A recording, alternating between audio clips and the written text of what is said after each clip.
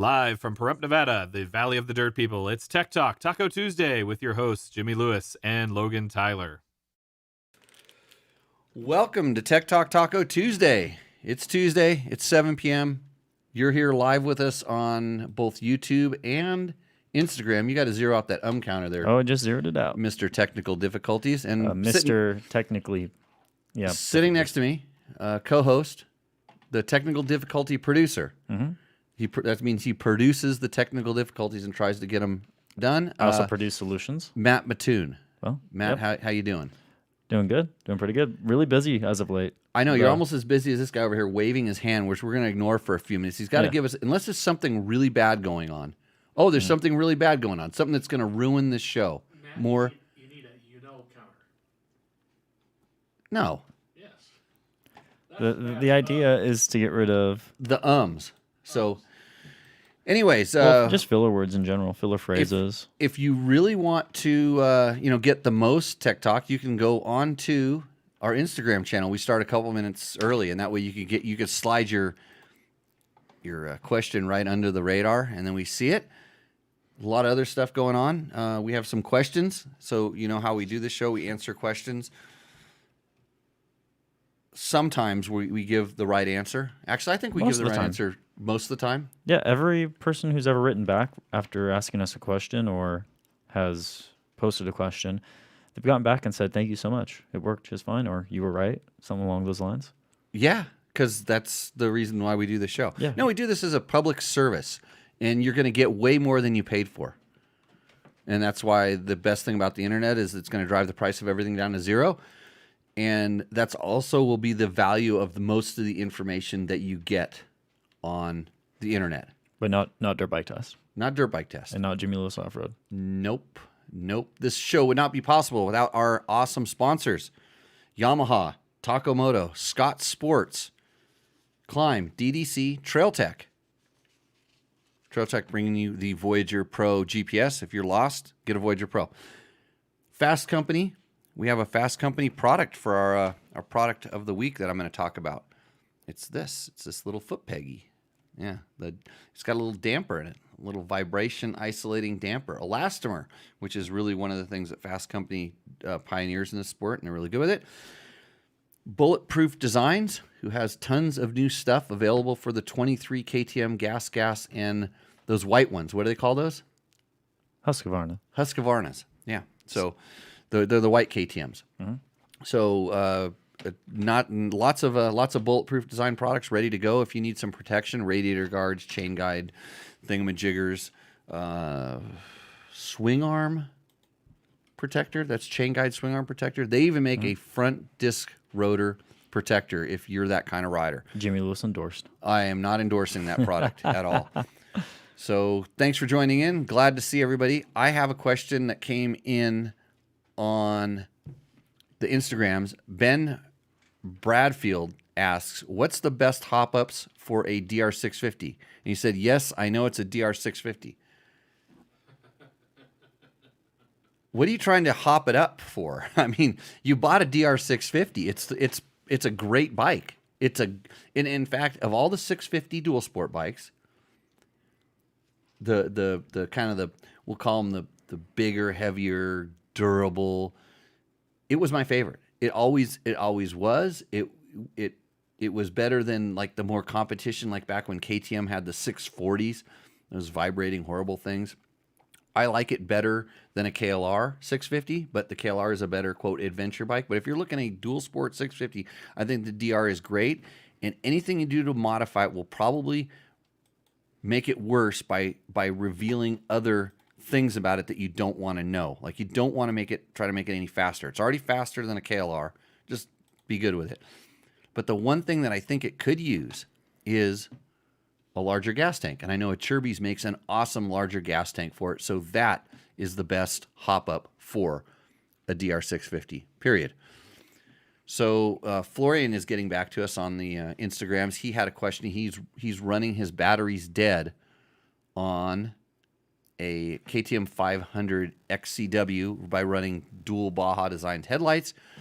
He didn't tell me what kind of lights they are, so I still don't know which ones they are. and he's using an anti-gravity battery. That's not the problem. And he says he has 4 hours on the bike. That's probably the problem. Mm-hmm. Look at Travis is falling over. He's like looks like he's asleep. It's bothering me. We have an awesome set here. It makes too much noise. Okay, so let's see if we got any other questions here on the thing. Not so many. The Instagram, they want instant. Ben, yeah, you're welcome. That's what we do on the show. Tell a friend. Tell a friend I can answer questions like that all night long, and no opinion is as opinionated as mine, or probably as correct, I think. So, oh wait, is Florian up in? He's in the regular thing too. Okay, here we go. 2022 KTM XCFW 500. We are running the Baja Design Dual LED Race Light XL80. The stator is the stock 196 watt KTM unit. After 30 to 45 minutes of race time, the battery begins to drop off the voltage. Of race time. So I'm expecting that race time doesn't mean idling, because the stators tend to at idle don't put out a lot, but also when they're spinning super fast, they don't perform at peak. It's somewhere in the middle. Man, 2 XL80s. I run a single XL80 on my KTM 350, and I've never had any issues. And I mean, I can let it run for like with the bike off for quite a long time, and the bike still starts up. I run Shawari batteries, so it's a lithium battery as well. So I don't think it's that much of a difference. But Could the stator just be getting hot? It shouldn't. I mean, that bike is meant to. But they're not overbuilt, the stators. I mean, I imagine on the scale of things, they could have some stators that put out a little bit more and some that put out a little bit less. But maybe you just can't run two. I know Trevor on the Yamahas has to run a backup battery, so he runs they run a dual setup like that, and but that stator is not as strong as the KTM one from what I know. And they run a battery that runs one of the lights, and their other light runs off of the stator. So I don't. Oh yeah, look at we're having a discussion about the tequila bottle. They saw it in the corner. So tonight's tequila, just for anybody who's crazy, because it is Tech Talk Tequila Tuesday. It is Cincuro. So yes, Janie, my former bartender, now retired. I will having that later on the show out of my nice little. Blue-footed booby glass. Yeah. Shot glass. So thanks for noticing. John Bailey says, tell me more about the KTM 690. Elaborate, please. Well, John, you should call me up at the Seat Concepts Hot Seat Hotline. And I'm going to give you the number right now. So write this down, John. It is 775-318-5515. And we can talk about it, because I elaborating, for me, we could take up this whole show. So I don't really want to do that. But if you have a specific question that you would like me to elaborate on, because I'm pretty sure I've now gone to the level of Baja Diaries Mark, and I think I've pissed on the KTM 690 crowd just enough to where they're going to come and get me. Yeah. Yeah. Hey, I said good things about the Husky version.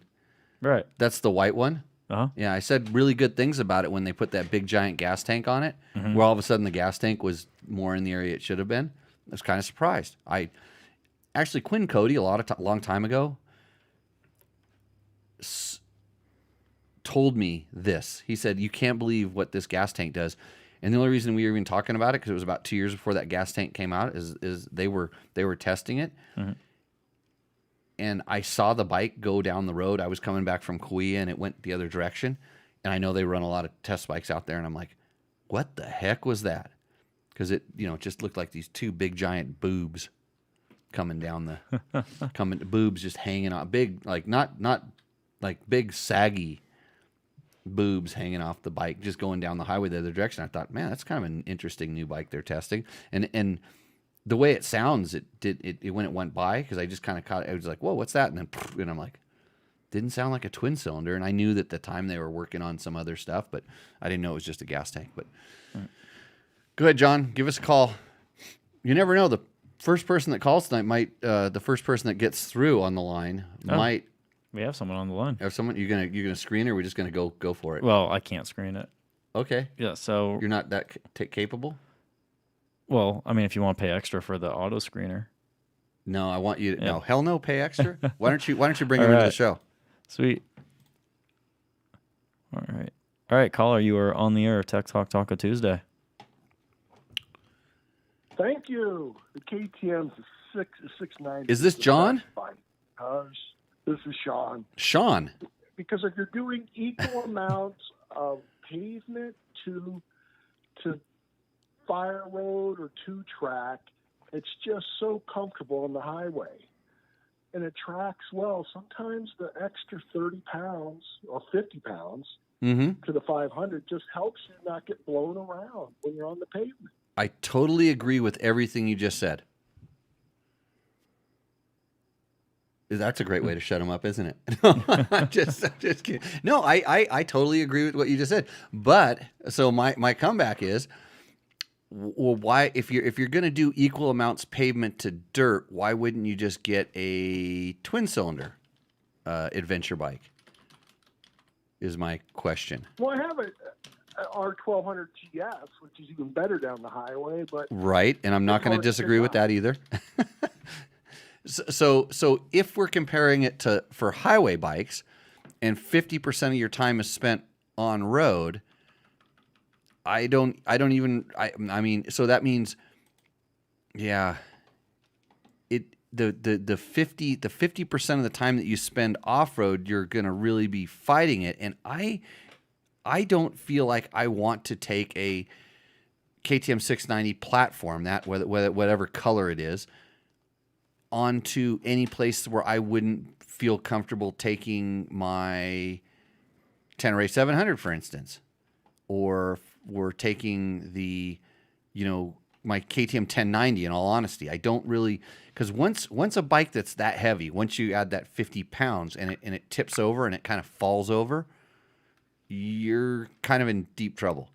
It's not, most of us don't just spring right back off and pick those things up, unless it's a BMW, because those don't fall over very far. They have a built-in accessory cylinder head stand. So, anyways, does that make sense? absolutely. Yeah. And last week you were real clear on just when talking about helmets. You just said fit and weight. Right. Fit is number one. Weight is number two. No. Well, I sent Matt 6 criteria for laying out a motorcycle, and if you could organize those from 1 to 6, that would be great.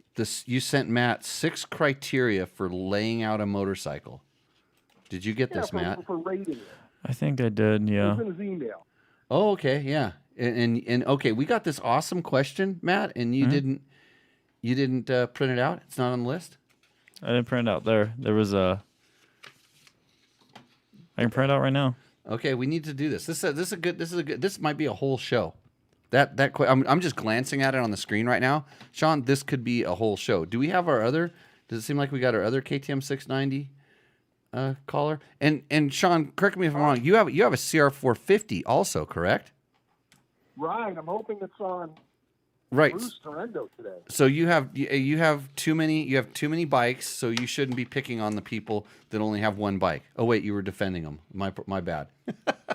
So I don't have too many bikes. I have too small of a garage. Too small of a garage. Understood. I have the same problem in certain aspects. So awesome. Well, hey, thanks for calling in, Sean. You know what? Thank you. You need to get what size T-shirt are you? Is he there? You hang up? No, he's still there. You should Yeah, still be there. What size T-shirt are you? Triple X. Triple X.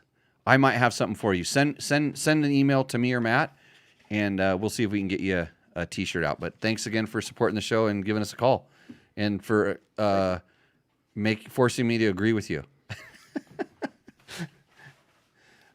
Okay, who's our next caller there? All right, we'll bring him in. All right, caller, you are live on Tech Talk Taco Tuesday. This Jimmy? Yeah, this is Jimmy. Who's this? This is John Bailey. John.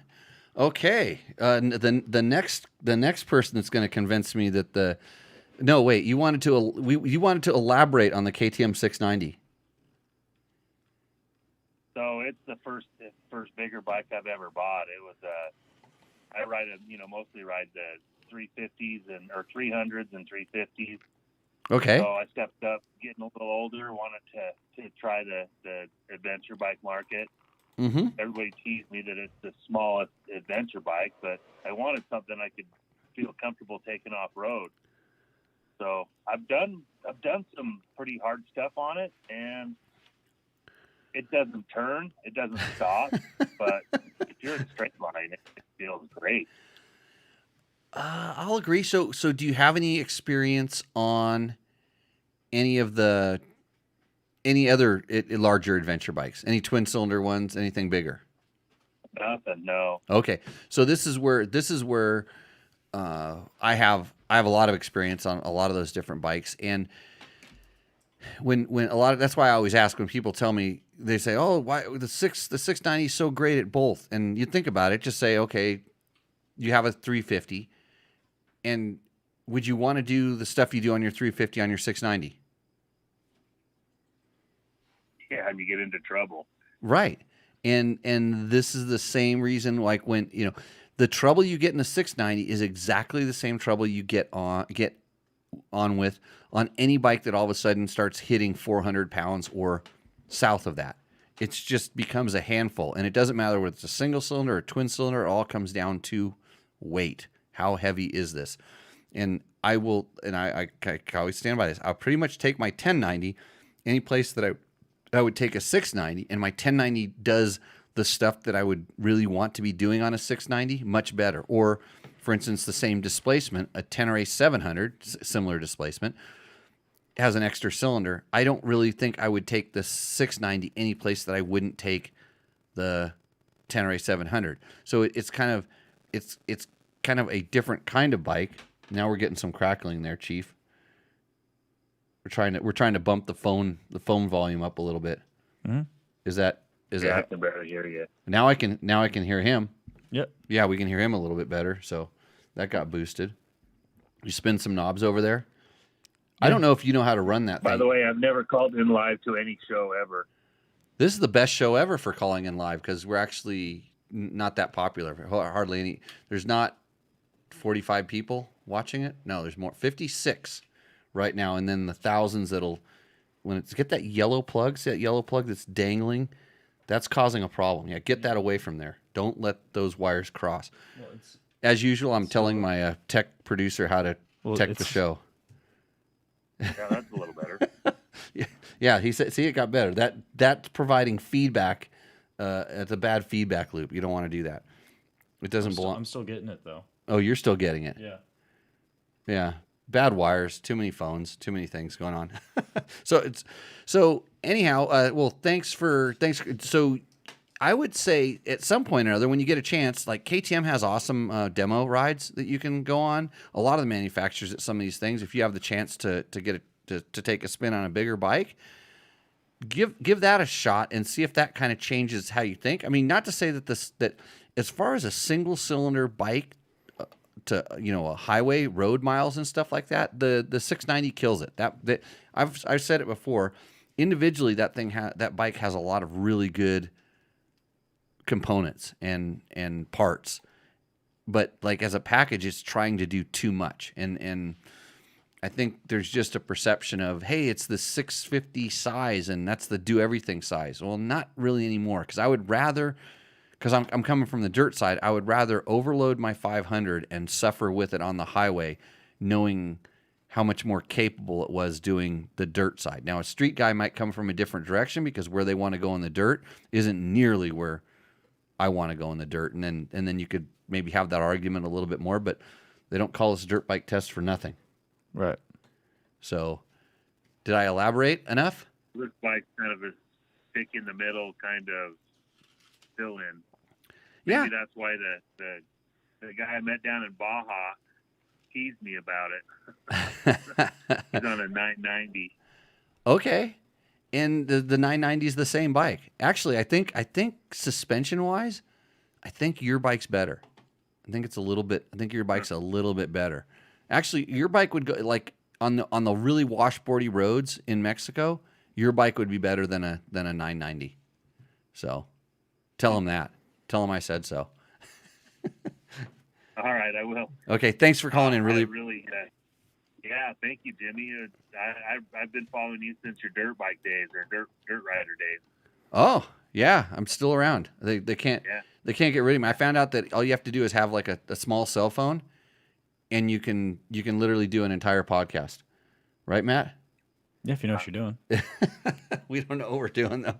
But anyways, hey, thanks for calling in, and we'll see you out in the trail. Yeah. Thanks, Jimmy. Maybe I'll come down and see you someday in Pahrump. Awesome. Have a Yeah. good one. Okay. See ya. Okay. I know what we need to bring up. Why do I only hear half of this conversation? Can't hear the caller. Well, guess what? That's because you're on Instagrams and you're instantly getting screwed. Yeah. It's you're not wired into this whole thing. You're kind of like exterior. So SF Sofritas 28G. Yeah, sorry you only got half the conversation. If you're watching us on the YouTube channel, because on the YouTube, if you look over here, see all these wires and stuff? See that mess down there? Yeah, that mess down there is the mess that makes the sound come into the other show. So, but I can answer your questions instantly. And if you notice, Johnny Campbell came into this, and he said, Jimmy is a certified legend. I was going to bring this up later, but since you brought it up, Johnny, hold on. Just hold your horses. He's correct. Let me get it to you here. I got certified as a legend. I'm going to put it up on this. So it says right there, certified legend, and that's my name. So over this weekend, I got to go to the. I'm going to try to aim it the right way so it's not jacked up with the lights. There we go.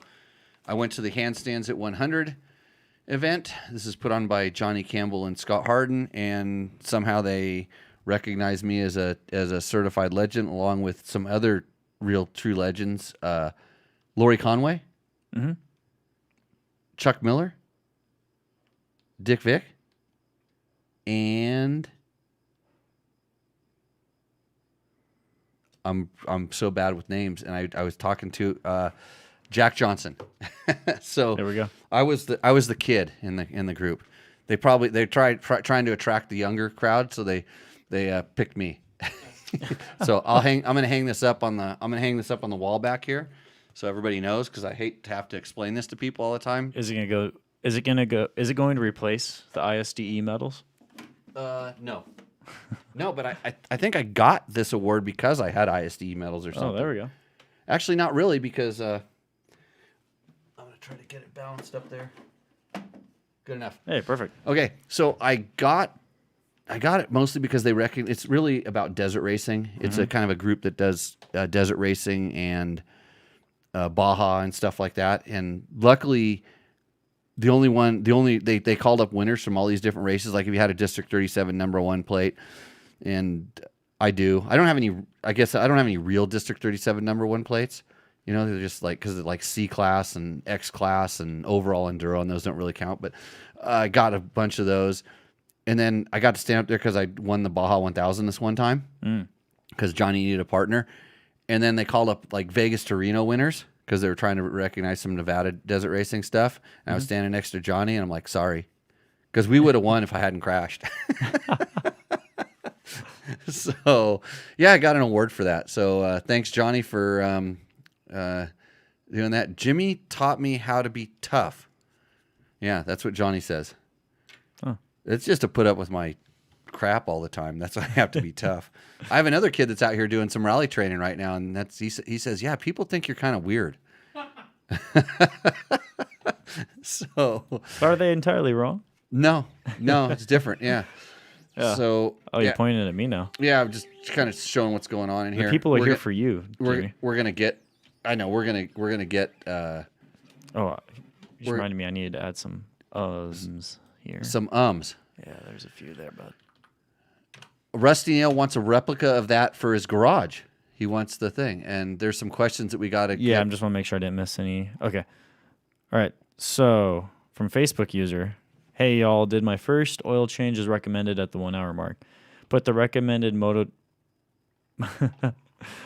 Trex spelling. Sorry, the Moto Trex oil.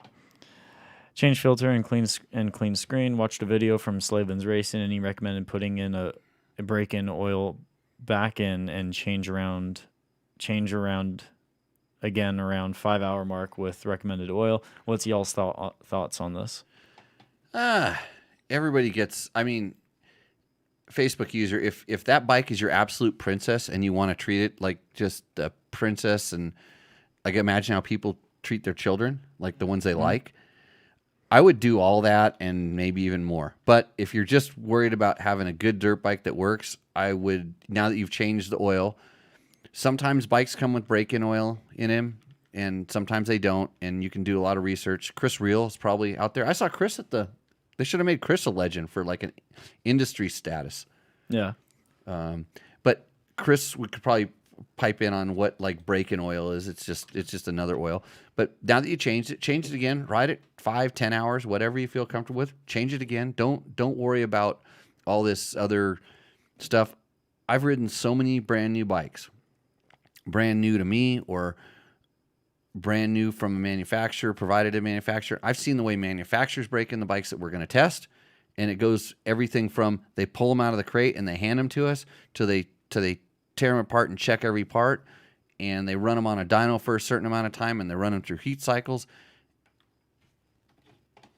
And some of the best bikes, the longest lasting bikes I've ever ridden, were abused from the moment they were started the very first time and just run hard and never really, they were maintained properly, not excessively. Mm-hmm. And some of the worst running bikes, the ones that somebody took the most care to take apart and check every piece and part and do all that. So I think if you just do what's normal, do what the manual says, and you can't go wrong. And if you miss the manual a little bit, like overdo it just a little bit, like by overdo it, I don't mean like do what it says more, do less than you're supposed to. You're probably still going to be fine. So I didn't. I mean, my break-in thing is I usually, if I get a brand new bike, I'll heat cycle it a couple times just for the heck of it. I'll take it and ride it around, run it through the transmission, a few times, just make sure everything's good. Another heat cycle. Then I'll take it out and I'll go on a easy. Yeah, so this is exactly what I'm saying. Chris Reel, right there. Run in, heat cycles, and modest RPM are ideal. So I take it, ride it around, never really kind of stress it too much, just kind of take it easy. I usually go find a turn track or something that's like a turn track, and I just kind of just try to flow through the turns without putting big stresses on the motor, big loads on the motor. Let it cool down, and then I ride the piss out of it. And maybe I'll change the oil after that one. First time I change the oil, I inspect all the filters, just make sure there's always stuff in it, but I make sure there's no bad stuff in it. By bad stuff, I mean like chunks of metal. And sometimes you get some small metal debris. There's usually a lot of aluminum debris in there. Sometimes there's gasket material. Sometimes there's silicone. There's a lot of stuff in there. Take it out, change it. Then maybe change the next one after a few hours or whatever. I wouldn't worry about it too much. Pull it out, look at the screen, and that one should be pretty darn clean. I mean, there'll be more aluminum and stuff in it than after your fifth oil change. But after your fifth oil change, you shouldn't see anything for a long time. And then you'll start seeing stuff from wear over longer periods of time. Just if you see brass, that's not good. That kind of, those kind of middle stuff. If there's stuff, if the magnet has chunks on it later in life, in the beginning, yeah, it's going to have some chunks on it. Magnet has chunks on it later in life. Something's coming apart. Check it. Those are my things. So question from me, and I'll bring it back around. Have you watched the MXDN all the way through? I think I'm halfway through the second Moto. Okay, then I'm not gonna ask you the question I was gonna ask you then. Does it? It's a spoiler alert. It's kind of a spoiler. Well, it's kind of a spoiler. Yeah. No, you can ask me. I don't care because I know what happened. Oh, okay. So do you think Do you think Tomac was putting his bike through heat cycles in the pits after the race there?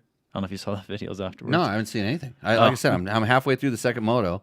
I didn't really even read the press releases. So I mean, if they were revving things up and holding it on the rev limiter. By the way, I'm not a big fan on blowing bikes up and doing all that kind of stuff. But in all honesty, and the reason that they'll do that is that motor is going into a trash bin essentially. A lot of those bikes, they're hand built out of parts. They can't be sold. The parts have a life cycle and a time cycle on it. And especially after a muddy race, which it looked like it was getting muddier. I don't know what the third moto looks like, but it looked like it was getting muddy. That engine is ruined. They can't. I mean, they might be able to take it out and use it in a practice bike or something, but these guys are so highly paid and are so valuable. They're not going to risk anything on these guys, even when. And so if they suspect that the bike got overly hot, the stuff that happens, like small amounts of warping and surfaces get, the imperfections of the surface. There's a lot of parts, like I said, that have time cycles on. They're not going to, it's going to get thrown away anyways. And if it's going to get rebuilt, they know what parts don't bend, warp, flex. They'll put those back, maybe the cases get used again. And so, okay. I mean, and just listen to the way like someone like Justin Barsha rides. Okay, all you hear is the rev limiter, and then you're worried about running your bike a little bit high in the RPMs. Not going to hurt it. These things, and those things have rev limiters that are way higher than your bike. Right. Okay, so George said explain a heat cycle, and actually I think that'd be a good thing to explain. It's simple. It's the motor's cold and it heats up and it warms up. And it comes to operating temperature, maybe above operating temperature in certain cases, and then it cools back down. That's a heat cycle. Like tires can go through heat cycles. It's a very big deal, like in Formula One, like the heat cycles of the tires, how what it does to the rubber, the way the rubber changes after it heats up, because it's not like rubber heats up and it loses some stuff. Like stuff goes, the bonds, the chemical bonds. And I'm not a chemist, nor do I even try to play one on this podcast, but so when it cools back down, it has less of something, or maybe something changes into something else, or on certain areas, like things cook and they don't stick together better, or they get hard, or stuff like that. Same thing can happen in your motor to a certain extent, but not that much. But with the heat cycle, if there's some imperfections, like in the cylinder or on the piston, and you run it in nice and slow, that thing can kind of wear down as opposed to, scar in. Right. Cam journals and things like that. Things where there's bearings that are pressed. They can loosen up just a little bit, because you imagine it's not perfect. You put it together, there might be a couple little tight spots, and those tight spots can sort of get massaged away with the cushioning effect of the oil. Man, did I just make that sound kind of cool? Very cool. Yeah, that's good. A lot better than that front fender we talked about last week. Oh boy, that led to some lengthy discussions. Really? Where? Oh, nowhere. I was just trying to make with your mom. Joke. No, I was trying to make a joke, but yeah, okay. Weren't girthy discussions. Jokes on me. So, anyways, hey everybody on the I'm scrolling down to see if we have any comments on the Instagrams, which we don't. So I'm going to send you guys down the road. Thanks for joining in. If you want to I had to start the show earlier and do something stupid, more stupid. You should start it like in your pool or something. Okay. Yeah. It's gonna have to be soon, because it's getting cold out here. Okay. I mean, it was only like 90 degrees today or something. So that pool, it's not 88 anymore. It's like down in the 70s. So, anyways, everybody, we'll see you guys out on the trail, and tell a friend. By the way, and check us out on YouTube or Facebook. Yeah, YouTube. And if you want to follow along, go over to Dirt Bike Test YouTube channel, Dirt Bike Test Facebook channel, or you can find this on all your podcasting platforms, because why would you want to listen to this right now? You can listen to it while you're doing something more constructive, like taking a dump. Okay, with that, we're going to see you a little bit later on that channel. Okay, and now I'd like to end my live video. Sweet. Now. All right, so I'm going to bring up a question or a thing from George Justice while you're doing that. Old guy a long time ago told me to break in a new engine. Don't over-rev, lug, or run at constant load / RPM for a long time. Also, periodically chop the throttle for a bit to create a vacuum to suck some oil up to the rings. Then Chris Riel seemed to add to that point, run at modest speeds, then slower speeds, let it cool occasionally. If you are running a new bike hard enough to make the fan come on, then it's too hot for a fresh bike. Fresh is under an hour of riding. That's all excellent advice. Kind of what I was alluding to. Mm-hmm. And I don't think, I mean, with all the different oils and stuff like that, I mean, I think you can go to the wrong side. You can put too slippery of an oil in too early. Mm-hmm. I just run normal stuff. If the manufacturer recommends it, you're going to be safe. Just don't do anything crazy.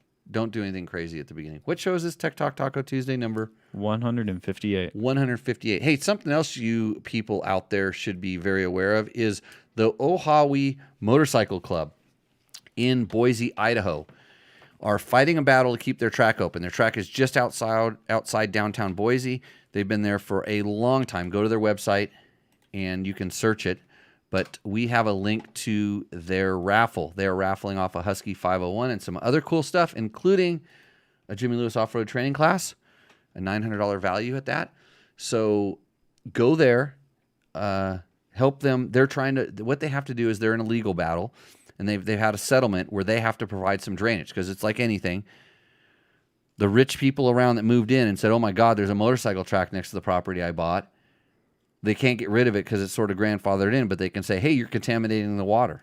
And so now they have to do something to, have mitigation measures for the water. So let's help those guys out. I've ridden there before a long time ago. It's an awesome thing.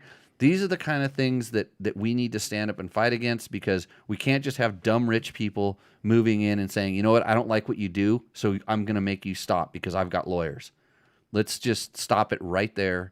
And I don't care whether it's a motorcycle track or dumb rich people with a lot of money doing other stupid things because they don't like what us poor people are doing.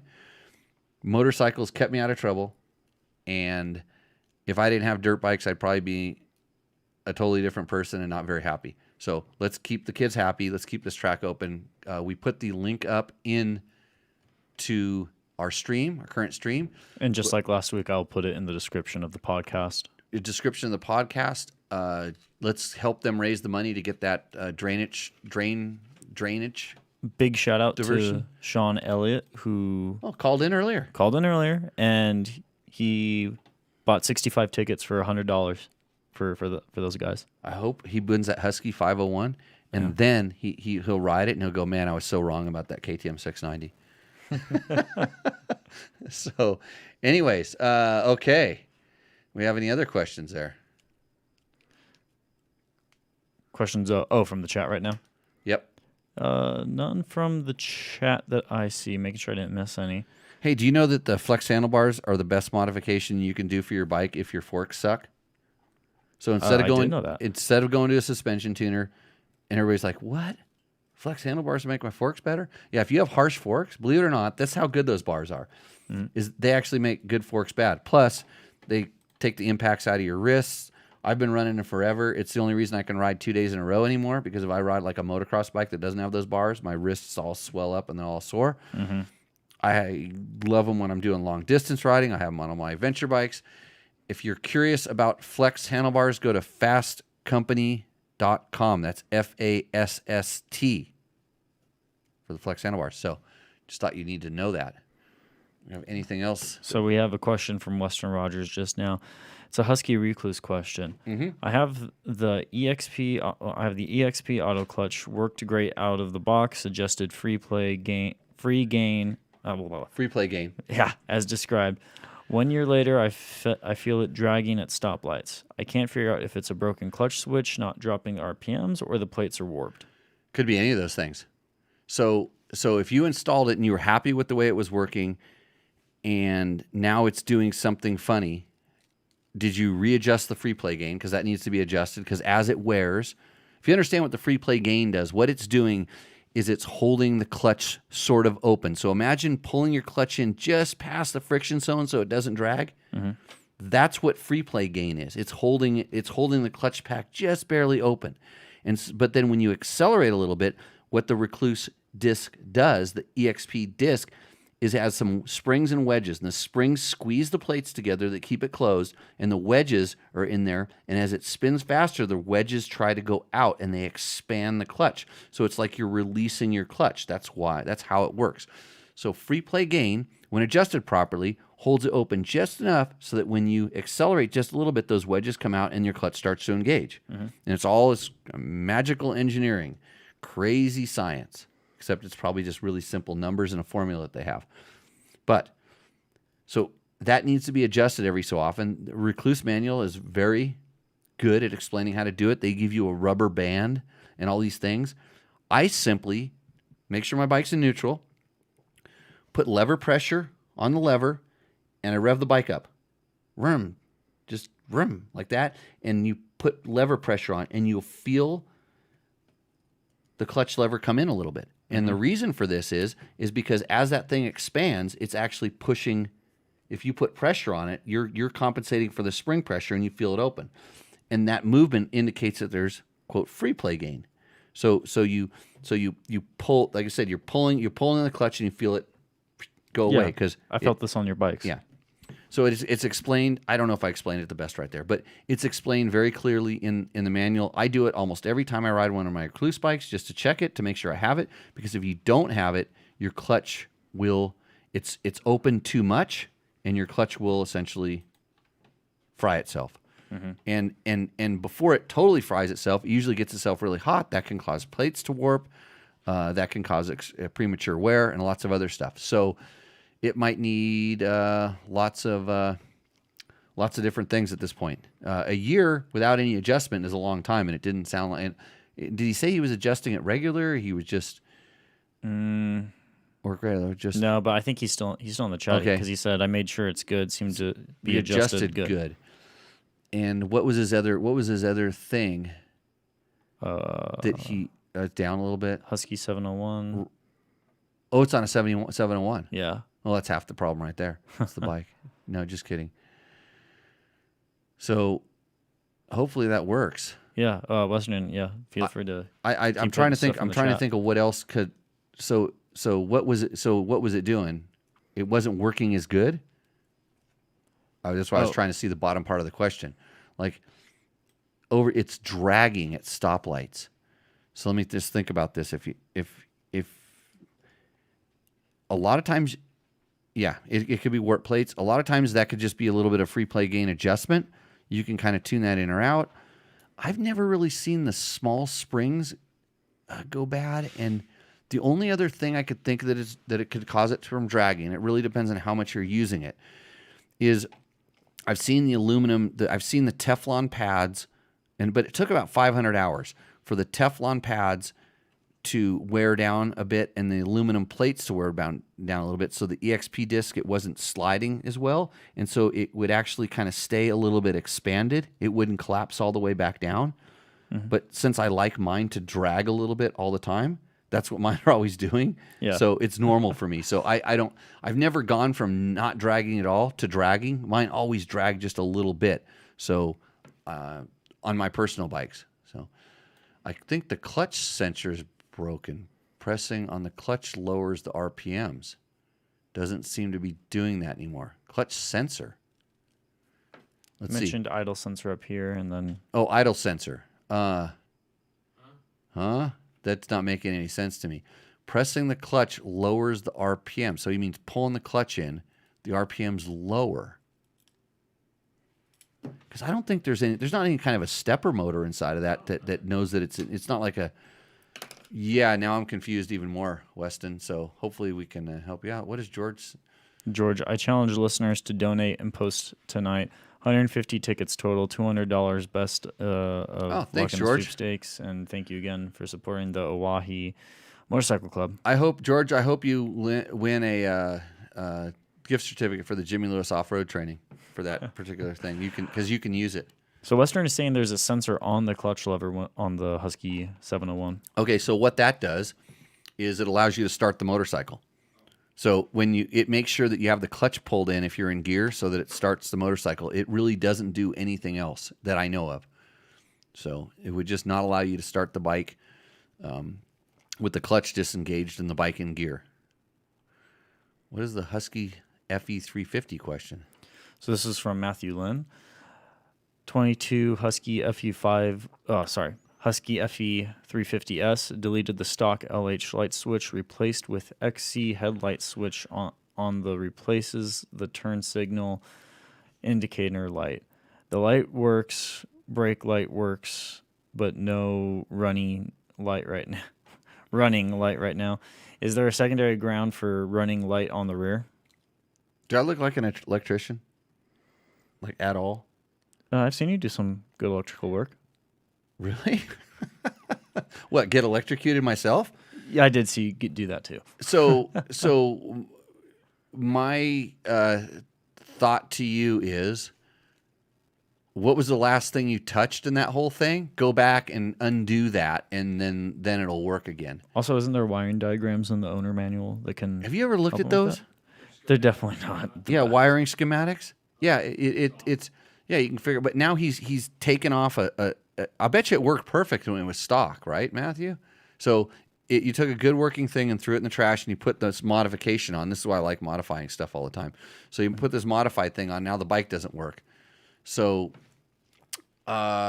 is there a secondary ground for running the light on the rear?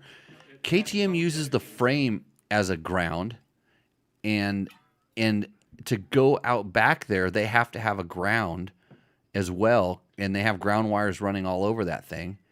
So it's dedicated, but would it be all the ground should be connected to each other. They should at some point that should all be connected to each other. So I don't know if that switch has that eliminates that. If it's something that was Takamoto's working on? No, what are they working on? They're working on these different wiring harnesses, and they're literally going to be plug and play so that this stuff doesn't happen. Oh, there we go. Yeah, and it's a much needed thing, but I think it's going to be he'd better have a couple of very attention to detail oriented employees that can hyper focus on things like wiring. So I suggest. Oh boy, I'll get in trouble if I say what I'm thinking. You should get really autistic people that are into, or tweakers, that are really into wiring. And I don't care which. I mean, I don't want to discriminate, but you should get somebody that's super focused that can pick up the order, and it's like, hey, I want to wire my rear taillight into my handlebar thumb switch, and and then they can do this. So. Thanks for trying. I guess I'll break out the voltmeter. You mean you didn't have... How do we know anything about grounds and without the voltmeter? I have one that spins. It has a knob, and it spins all the way around. And it goes on all these little funny symbols that I don't know what they mean and everything. And so I like licking the battery, if you know what I mean. Start with 9 volts. It's a good place to start. Okay, time for some tequila.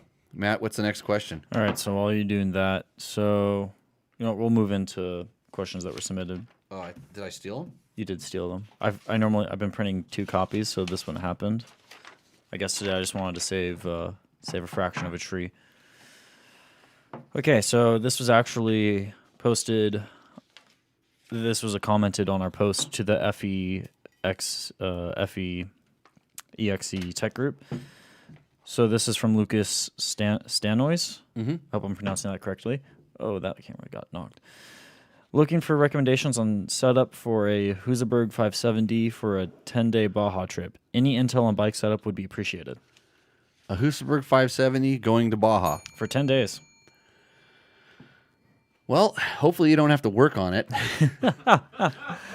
Somehow I kind of had a feeling that was going to be part of your answer. So make sure you do all your work in your garage at home when you have a lot of time to be very, very careful with the wire routing that goes down along the side of the shock shaft. There's a big, giant clump of wires, and it makes it difficult to remove the subframe, and that's the fault center for that motorcycle. I don't know what you're doing for gas tanks. Okay, we got to talk about the tequila. So, no, Victor, no, Sincuro.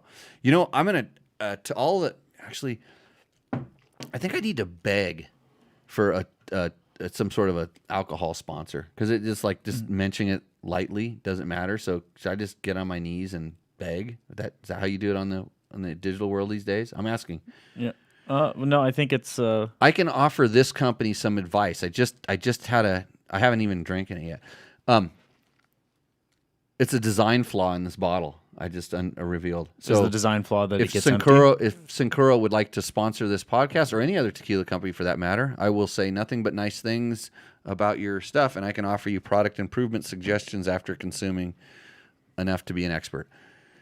Okay, back to the question on the Husaberg. Is that clump of wires? You want to make sure that the chain isn't getting up close to it, that it's not rubbing too much. I mean, it's going to get pinched in there. So I used to wrap it with what's that kind of tape that sticks to itself, like it's a radiator repair tape? I used to wrap my wiring harness in there after I knew it was all Sano, because I just didn't want to get it blasted. I don't know what he's doing for a gas tank, but if you're running like a rear auxiliary tank, make sure that the connection between those tanks, make sure that line is fresh, because long time on the bike tends to fatigue right there, and then you lose all. Not only do you lose all the gas in your rear tank, you lose all your gas in your front tank, and then you got to take those things apart, and you have to play with that aforementioned wiring cluster, along with juggling the subframe-ish tank and the muffler and the shock, and the whole bike like literally wants to like fall apart. Mm-hmm. It's like one of those cakes that it looks really nice, and it's like all these layers and stuff, and you go to touch it and it just collapses. This is what a Husaberg does when you start working on it, and that's only the back half. So he should hire a chase truck for the Baja on the 570, says TW Hicks. No, just make sure it's ready to go. Lucas is actually in the chat, and he's planning on running a stock tank and carrying an extra 2 gallons. Where are you going to carry 2 gallons? Like, I mean, 1 gallon is bad enough. That's 12. You ever put 12 pounds on your back? Or yeah. 1 gallon's enough. I'm pretty sure a gallon snapped a subframe on my mom's bike 10, 11 years ago. What bike was that? CRF 250L. There's like a gallon of gas on the back, and the trail was like not even going all that fast, but the trail was, and Poopy. we also, yeah, it was like a whooped out trail, and clearly there had to be something wrong with the subframe. I mean, I'll bet you it was stronger than a Husaberg subframe. Yeah.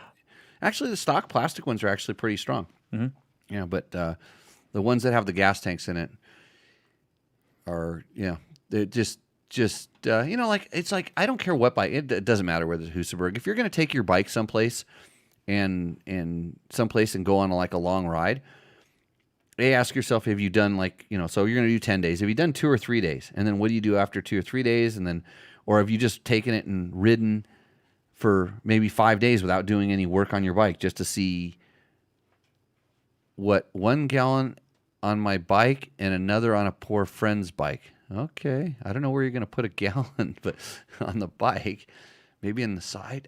I've never hung, like when we carry the gas bag, it's always on my back. Yeah, it's always on the back. It's always on the back. We don't really ever strap that thing on anything, because they flop around. And I've never tried to. When I get done with it, I roll it up and stuff it in my little side pannier thingy, my little tool bag thing. But it doesn't matter what, have you gone through this ritual of riding your bike, and like how often are you going to see a chase truck, and how often are you going to have access to parts? What parts are you going to take? Because I bet you 75% of the bikes that I own, I could take out right now, and I could go ride them for 10 days. Mm-hmm. No problem. And I wouldn't probably need anything but gas, and at some point probably tire. It depends how you're riding. Tires, most of them are kind of ready in a point where it's not going to hurt them if they went 10 days on oil. Mm-hmm. It probably would nice to be having an oil change, but it's not like something is going to wear out in that time frame. And I'll tell you that my school Husaberg 570 has, I'll do probably I change the oil in at least once a year. So it does 12, 14 classes. No, I change it once or twice in there. I change it when I can start feeling the shifting getting funny or the clutch acting funny. Mm-hmm. But might be good to, do stuff like change your brake fluid, flush the brake fluid out or just bleed it out. It's real easy to do. I did my KTM 1090. Talked about it last week. What else would I do? Same thing. Make sure your hydraulic clutch fluid, pump that. So, do I prefer the dark tequila or light? Light color is a younger tequila. Utah Desert Racer asks. I don't. I used to like basically Blancos. The white tequilas, the clear ones. I used to like those, and then I started liking some aged tequila. So there's.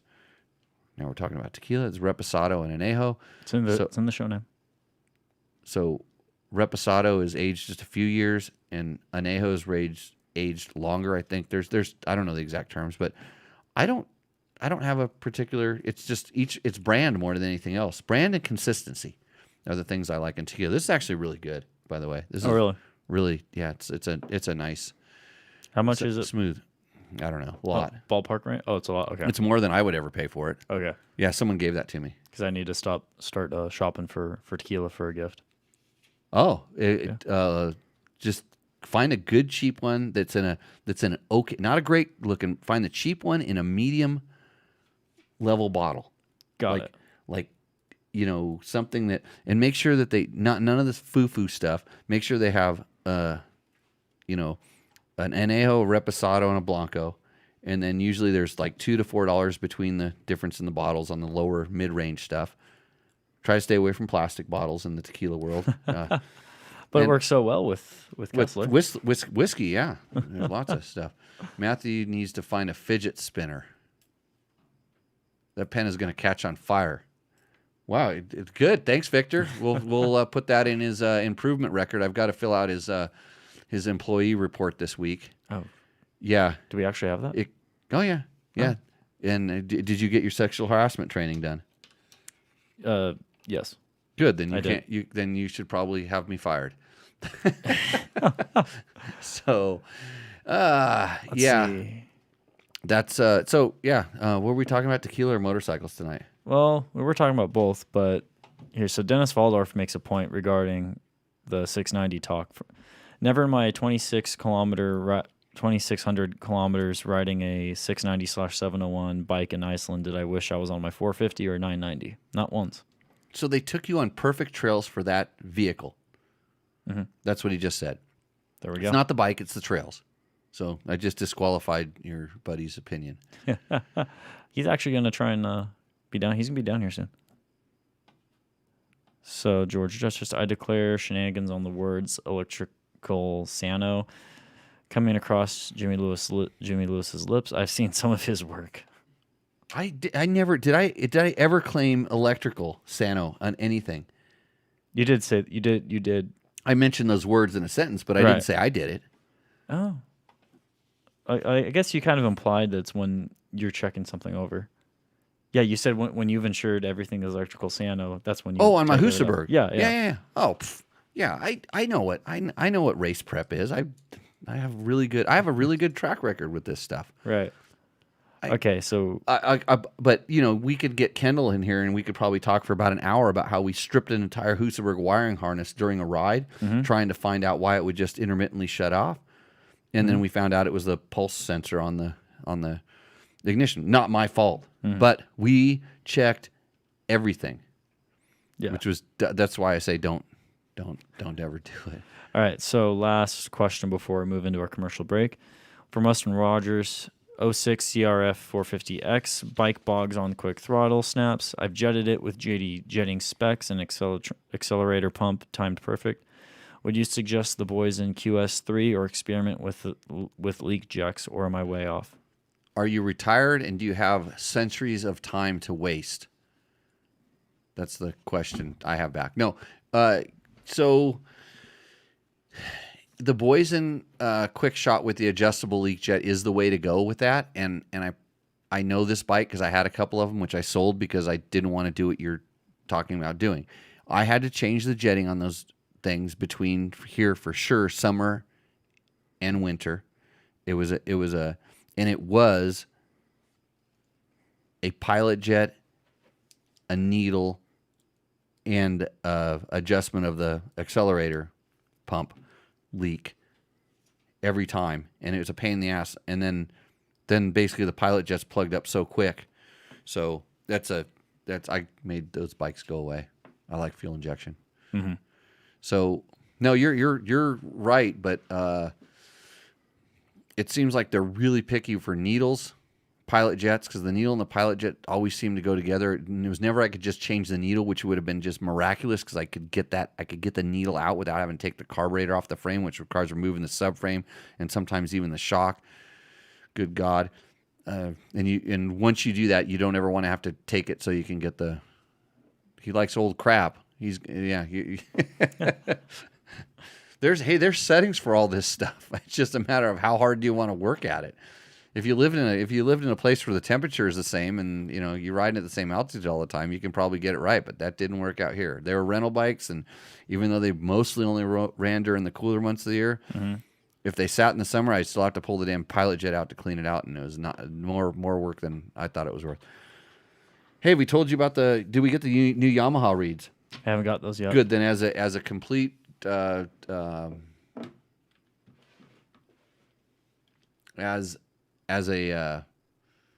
since we don't have those, we're not going to do them. Okay, then Yeah, we need to get those. we can just show the people the Yamaha. I like the YZ125. There's a commercial for the YZs Yeah. coming soon. Hey, one other thing. Let's answer these questions before we go away. Okay. I was going to come back with these after Rooster Come back after break? After Rooster Endo? Yeah. Okay. So That's I was thinking commercial break, Rooster Endo. And these come are back with these are YouTube comments. Yeah.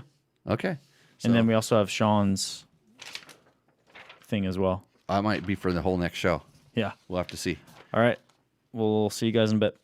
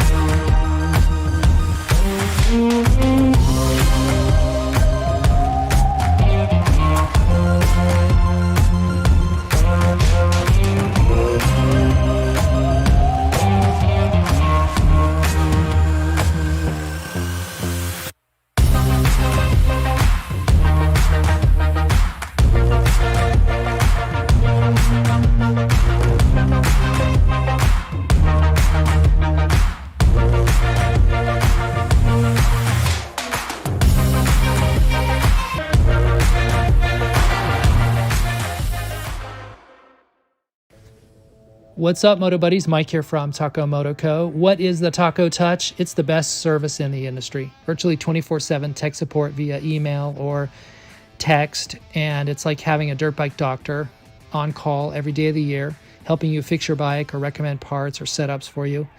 If you've ever received an order from us, you'll know that the Taco Touch extends to our fulfillment, and our orders come with the coolest stickers that you've ever had, buying parts from anybody before, and a handful of root beer barrel candies.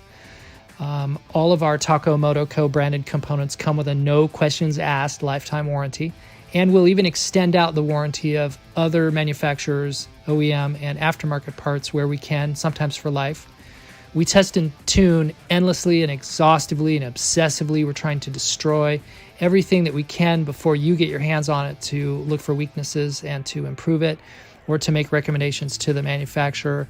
And if it's something that doesn't meet grade, then we don't offer it on the store. Everything that we carry is something that we have personally used, tested, and ridden and raced, and knows meets the high Taco Touch demanding standard. Go out and get some adventure. Since 2009, Seat Concepts has been dedicated to making the best aftermarket seats. More comfort, more grip, more riding. For 10 years, we've continued to raise the bar. Innovation and American craftsmanship make Seat Concepts the world-leading manufacturer of power sports seats.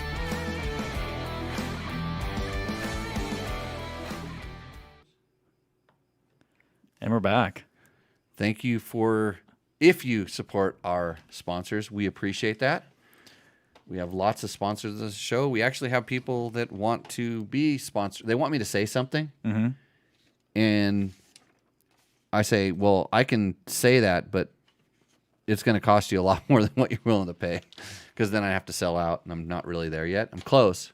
You're close. Not there, yeah. Got it. Actually, the good thing about our sponsors, I can say really good things about all of our sponsors. I use a lot of their stuff. Some companies, I don't use some of their stuff.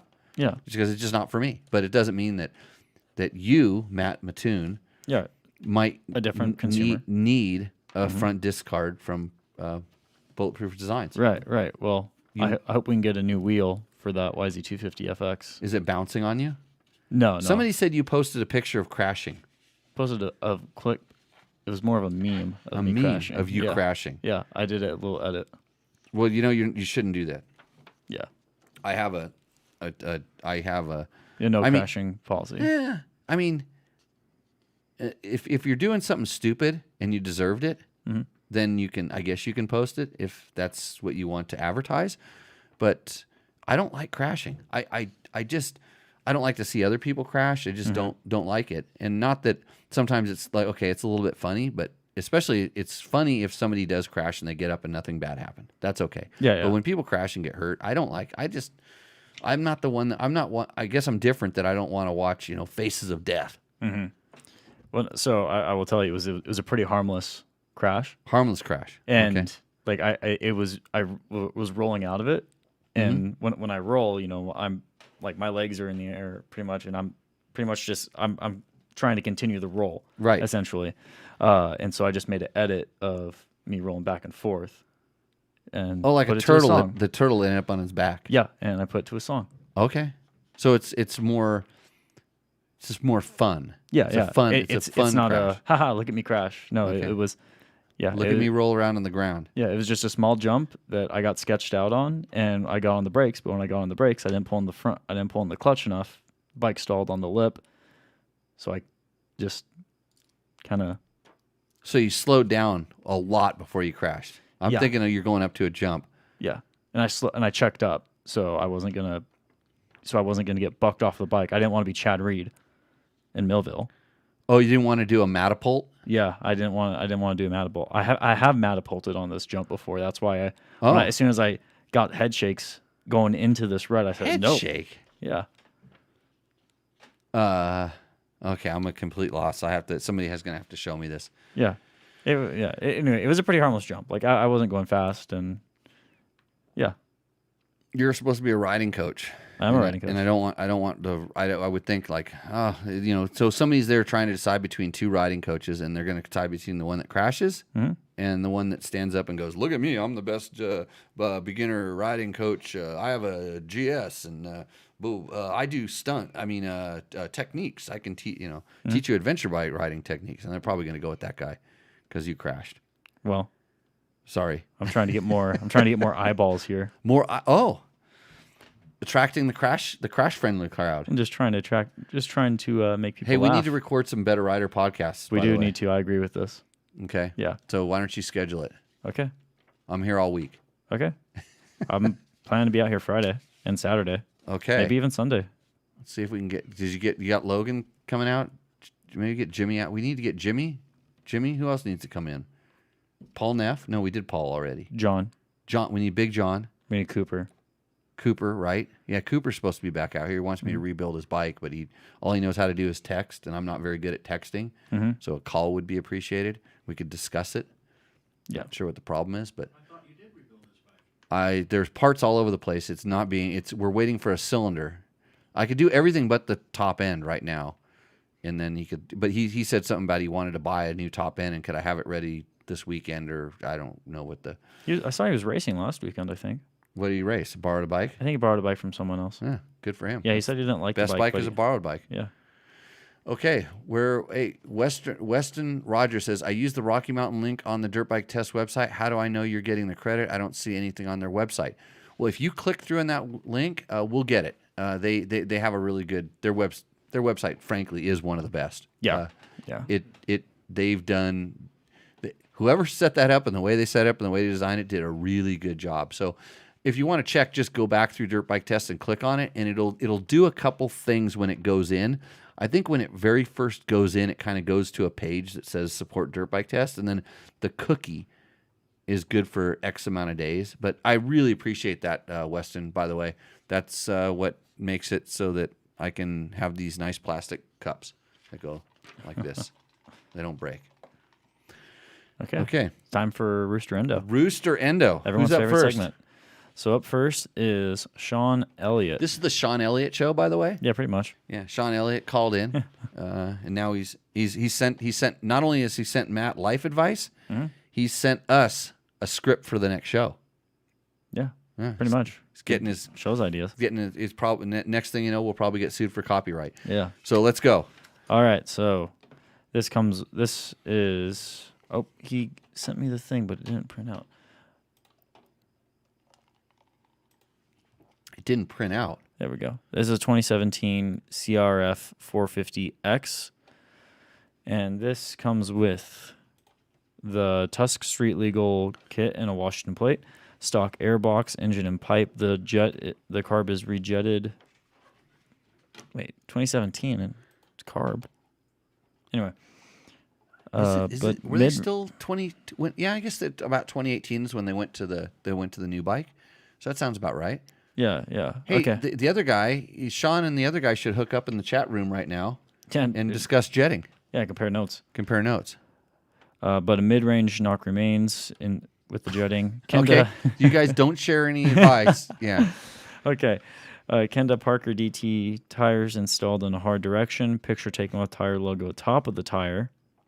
Okay. Seat concept, tall seat, Trail Tech Voyager Pro, Recluse Radius CX clutch installed via cable adjustment method. It comes with handguards, 3M helicopter tape placed on high wear locations to take the first damage, 1348 sprockets, skid plate that magnifies engine noise, giant loop Mojave bags with giant loop tool pouch, front fender bag with the tire repair 21-inch tube, Adventure Ram mount mirror left side, a Cherubies mirror right side set to see when standing, front tugger strap, Ram phone holder that gets in my way of leaning forward, anti-gravity lithium-ion battery, kickstart due to 2017 starts first kick, handlebar bag for earplugs, suspension screwdriver, battery pack, and chapstick, 5-speed transmission to prevent me from going too fast on the pavement, Warp 9 Supermoto wheels, not used yet, but will try at Tri-City Kart Track, stock plastic front disc guard, very light and Honda put it on, America Rally original t-shirt signed by Paul Neff, Paul Neff Dakar 2023 t-shirt signed by Paul Neff, placeholder for signed 2023 Dakar jersey signed by Paul Neff. There's already enough Paul Neff in there, and you know the funny thing is already in the chat. Mm-hmm. George Justice is jealous. You should just call him George Jealous, and he's like pointing out that this dude is stalking Paul Neff. Well, better Paul Neff than me or Matt is what we always say. So And here's a funny thing is George hasn't even noticed that his sticker is on the side of this guy's bike, and I was gonna say. he hasn't lit us up going, look, the guy's got my sticker. He's the best. This bike should win the whole 9 yards. And those stickers don't go to just anyone. No, but Matt, there's something you can learn from everything every day. There's always you got to learn a lesson. Right. And when I watched your KTM Freeride electric bike Freeride electric bike video, by the way. There's a lot I can learn from. Okay, so the one thing that pisses me off a little bit, and I've probably done it, but I'm going to say it anyways because Sean did this. See how the bike is turned, the front it is turned away from you? Mm-hmm. See how the fork is turned away from you? You guys did this on the Freeride video, and not only did it like it looked a lot like my Grinder fans were pretty stoked because they pointed out they liked how close that you and who are you standing next to? Was that Logan? Logan, you and Logan. They liked how close together you guys were standing. Mm-hmm. And it was almost like that handlebar because it was turned inwards, kind of squeezed out the room that you guys had, and you guys were like little close. But to me, because it's a video about the bike, Yeah. and it's not about you or Logan and what you guys do. It's about the bike, and the bike by turning its head, kind of like I do when I talk to people. Like out in the real world, like I can't look them in the eye. It's disrespectful. So that's a disrespectful stance to the motorcycle. And Sean's bike is in this photo. I hate to say it, but Sean's bike is disrespecting me. It's not looking you in the eye. No, but George's sticker is, and that's also hard for me to swallow. He did. I give people a lot of crap for not, taking the time to set up their photo, and by God, he clearly did. He took it outside. He set all of his stuff up there. I kind of like that he's stalking Paul, Well, he's supporting Paul. stalking Paul. We'll just call it that. I like that he has a lot of cool stuff on his bike. He's proud of this bike. I know he brought it to Tour Tech Rally and literally would not stop talking about it. I think he was trying to convert me over to be a Honda guy or something, and I'm like, I like Hondas. I'm okay. Yeah. So, anyways, Roost. All right. Roost, yeah, it was getting pivotal. I mean, I don't want to say that the bike roosts. I think Sean roosts. But the bike, if me and this bike ever were like left alone in a room, I'd probably kick it in the nuts. And by the nuts, I mean the carburetor. Oh, okay. Yeah. So. Yeah, I'm not gonna miss those rental bikes. No. Really not gonna miss those rental bikes. Okay, good roost there. We gotta get another board. Logan, Cooper could make us another board. He's probably capable of doing that, I think. I would assume he is. You know what I had him do last weekend? Did he tell you what jobs I gave him? Was it weeds? No. Clean the toilet in the shop. Well, that's a good job to give a kid. That's the job that I was given that job at the shop, very shop I worked at. Yeah, so it was two things. Clean the toilet in the shop and fix the pull starter on the pressure washer that magically broke. This looks like Jim Bartell's bike for some reason. Oh, it is not Jim Bartell's bike. This is David Warnke. Apologize if that's. Hey, we're in the middle of the show, and I always like to shout out to people I know are listening to this on the podcast that work in their shop. The guys at Inside Line Moto are down in Orange County. They listen to this every once in a while when they can stand it, but they do good work, and they're probably right now laughing so hard they said this they may have dropped a circlip inside of your engine. They're gonna have to split the cases. No, I'm just kidding. These guys are really good. And there's also another shop I learned about because these guys helped me out up at the K2 Adventure Rider Rally. It's called Mad Jack Racing. They're up in Ventura County. Okay. I think they're in Moore Park, California. And if you can't say Moore Park, you should spell it backwards. That's all I have to say. Okay.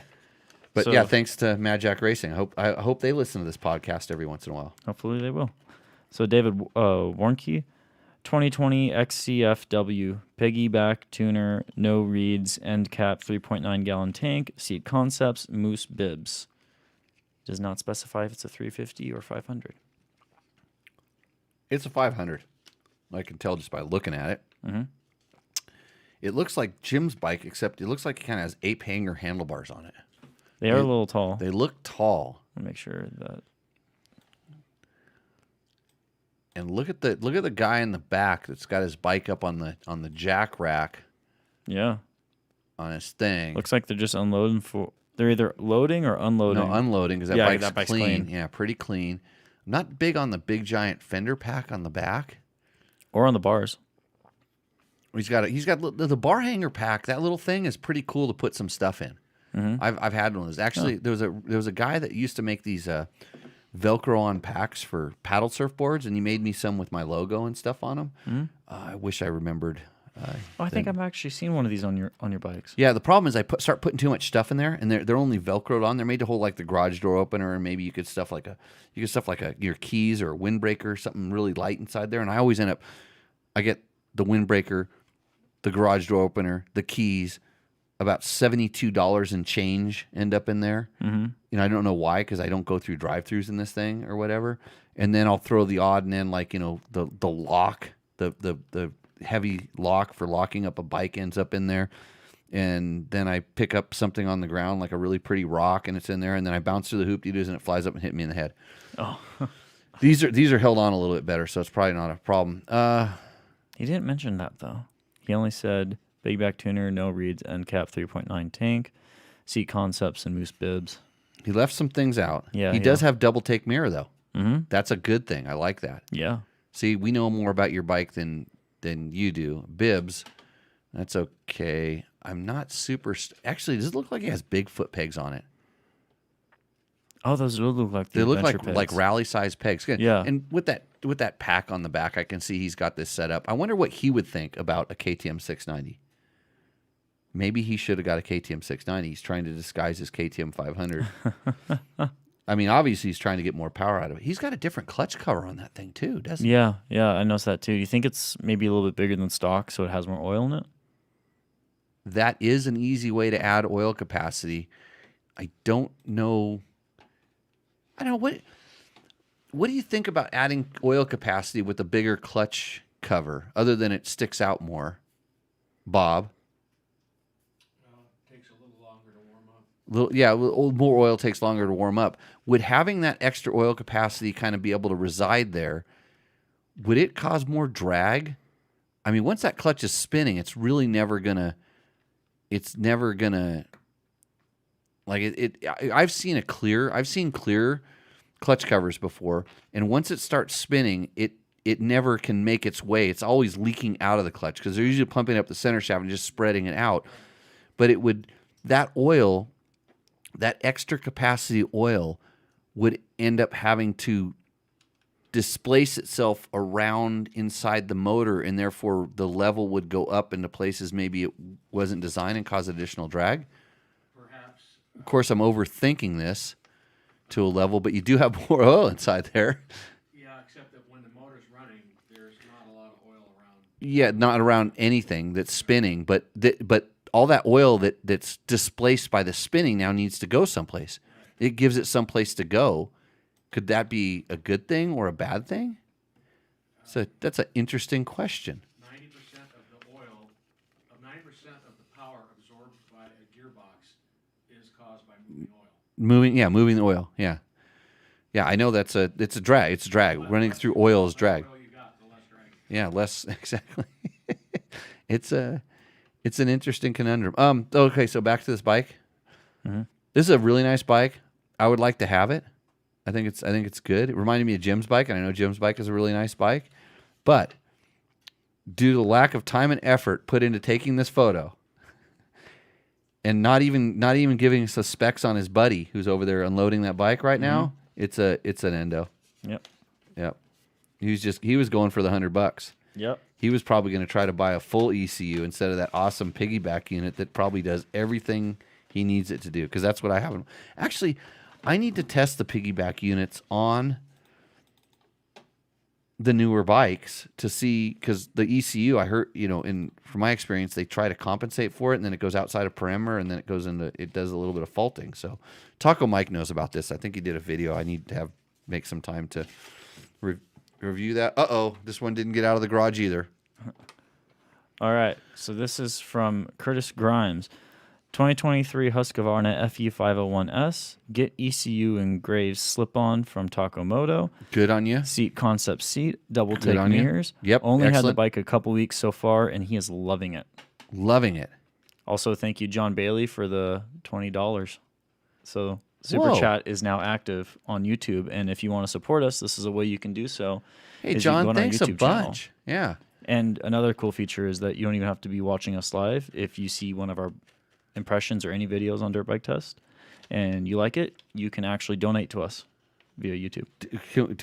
Can we just say just pay us money? Don't donate. I don't like that term. Okay, so you can essentially pay us for Drop creating coin. content. Yeah. Yeah. And- Support the podcast that supports you to be able to watch this stuff on the YouTubes. It looks like the titty tail on the other 500. This is another point that I I know. saw as well. So this one does not have the titty tail on it. We need Cooper to come back in every once in a while. I actually haven't seen him for quite some time. He's just here on weekends. They're all going to school. So Yeah. I fired him. I said, you guys got to make a decision in your life. Go to that school and waste your entire life rotting your brain in there pretending to get an education, or you come out here and do the school of hard knocks, which they're both probably equally as bad. Now, good on him for going to school. Yeah. Hopefully he does better than I did in high school. Okay. That'd be easy. Back to the... Yeah. What rear tire is on this bike? Is that the stock? It doesn't look like the TKC80, and it doesn't look like the Kenda Equilibrium. It kind of looks like some sort of a strange hybridish sort of, I don't know, and that's why I'm confused. But he's got a lot of gas cans because he didn't take his bike out of the garage to shoot the photos. He's got a couple nice toolboxes. He's got some toolboxes. That's right. He's got a camping chair, a ladder. What's this back here? Is this a little tractor? Tractor that's gonna have the weed the whacker thing there. Yes, you don't have eye Yeah. contact. He doesn't have what? You don't have eye contact. I. Handlebars are turned away. Oh, it's the bike is also No, it's disrespecting me. disrespectful. Yeah. Ooh. This is not looking good. I used up that joke on the last bike, so I don't know if I could go that far with this one. Yeah. I want a little bit more effort. I want a little more effort. But I'm glad he likes his bike. I'm glad he's loving it after 4 weeks? A couple weeks, so 2 weeks. 2 weeks? Presumably. Presumably, yeah, that's good. Middle of the road? The next time, middle of the road, Endo. Endo. No, I want higher quality pictures. All right. We'll get up Drew. We'll get Okay. Chris. So I think when you're out enjoying your bike in the wild, when you say, "Oh my God, I wish I could share where I'm riding in this experience," I want to make Jimmy so upset because I'm riding here and he's not. Because this is what I see. Like when I see a bike in the garage, I could go look at 60 of those right now. Yeah. And that doesn't bother me. A lot of them do disrespect me. They turn. And some of my Husabergs, like they need to be worked on, and that's maximum disrespect. Oh. Yeah. But when they run, they have so much power. Have I ever talked about how much power a Husaberg 570 really has? Well, after Rooster Endo, we'll circle back to this. Okay. There's a question regarding this. Got it. Okay. So this is from. Ooh, I didn't change the picture. Bad producing. I gotta change the picture. I already want to, literally, after seeing this photo, I want to turn the bike around because it's looking at me and it's going, "Hey Jimmy, come on." I want to turn the bike around and ride into that dark forest. Yep. I can see the little bit of moisture in the dirt, Yeah. and the bike, it's like the front fender isn't as happy as the front fender on the bike that won last week. Did that one win? No. It didn't win? It didn't, but it did lead to some jokes Oh, okay. for the audio intro. So it came close to winning, but I want to turn around and ride this bike into the forest. So Yeah. it roosts. I don't care anything more about it. Yeah, he calls it the Stormtrooper. He's in the chat right now too. Oh, really? Yeah. Do you want me to tell you what? You the know mods what? are? And I'm not like a Star Wars guy or anything like I that, know. but I can kind of see this. I'm a Star Wars guy, so this is Okay. going well for Right. Lauren. So What's the red stuff for? this is a Stormtroopers have a heart of red, don't they? no. They have horrible aim, so I don't know. Anyway, 2021 Husqvarna FE 501S Seat Concepts Comfort XL Emperor Racing radiator guards, tubeless front and rear, P3 Max heat shield, SXS skid plate, a Chairbeast 3.1 tank with free flow hose, Takamoto 90-degree fitting, TMC sidewinder hose, and Go Lane inline filter. We know more about this guy's hoses Yep. than anything else right now. Fastway hand guards, TMC smog delete, TMC ultra slim oil cap, custom tail tidy with sick ass signals and Moto minded flex plate, bulletproof design swing arm guard, polysport swing arm protectors. It's Golan for the filter. Bob, do you want to be on this podcast? Or you're getting closer and closer every time. Oh, I just have We're gonna get we're gonna Your when shadow's going to show up in the we studio eventually. when we get more cameras, we're gonna point one over there and just like flash them all the time. We should eventually just Yeah. put a the microphone bob, over yeah, there. get them the bob cam. Yeah. I can give them the what was our We do have a guest mic that's not for voice Matron. What is this? The Voice-O-Matron mic? Yeah. we give him that one. Yeah. And he says, I won't hit anything ever. Okay. He won't hit anything. Yeah. Well, what about it? Why? Oh, because stormtroopers can't aim Yeah. So they can't aim, so he's not going to hit anything. like a tree. Yeah. Which is good. This forest looks like that forest those little Ewok thingies went racing Yeah. through on those whatever the McCallsums were. Well, it did, in that Ewoks. Ewoks. Yeah, in Return of the Jedi. Yeah, because I think Ewoks make rave music. You know what? Why not? Yeah, they make rave music. That's they're kind of like Canadians.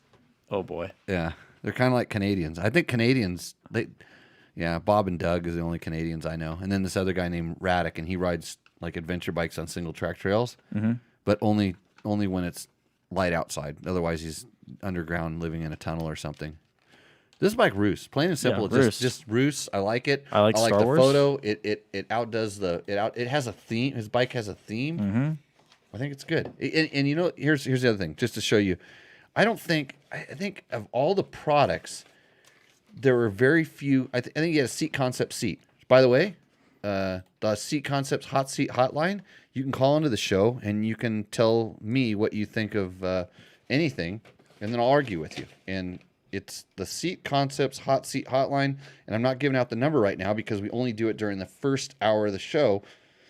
But with that money that we got, maybe we could open it up a little bit later sometime. All right, so this is from Lyle Raymond.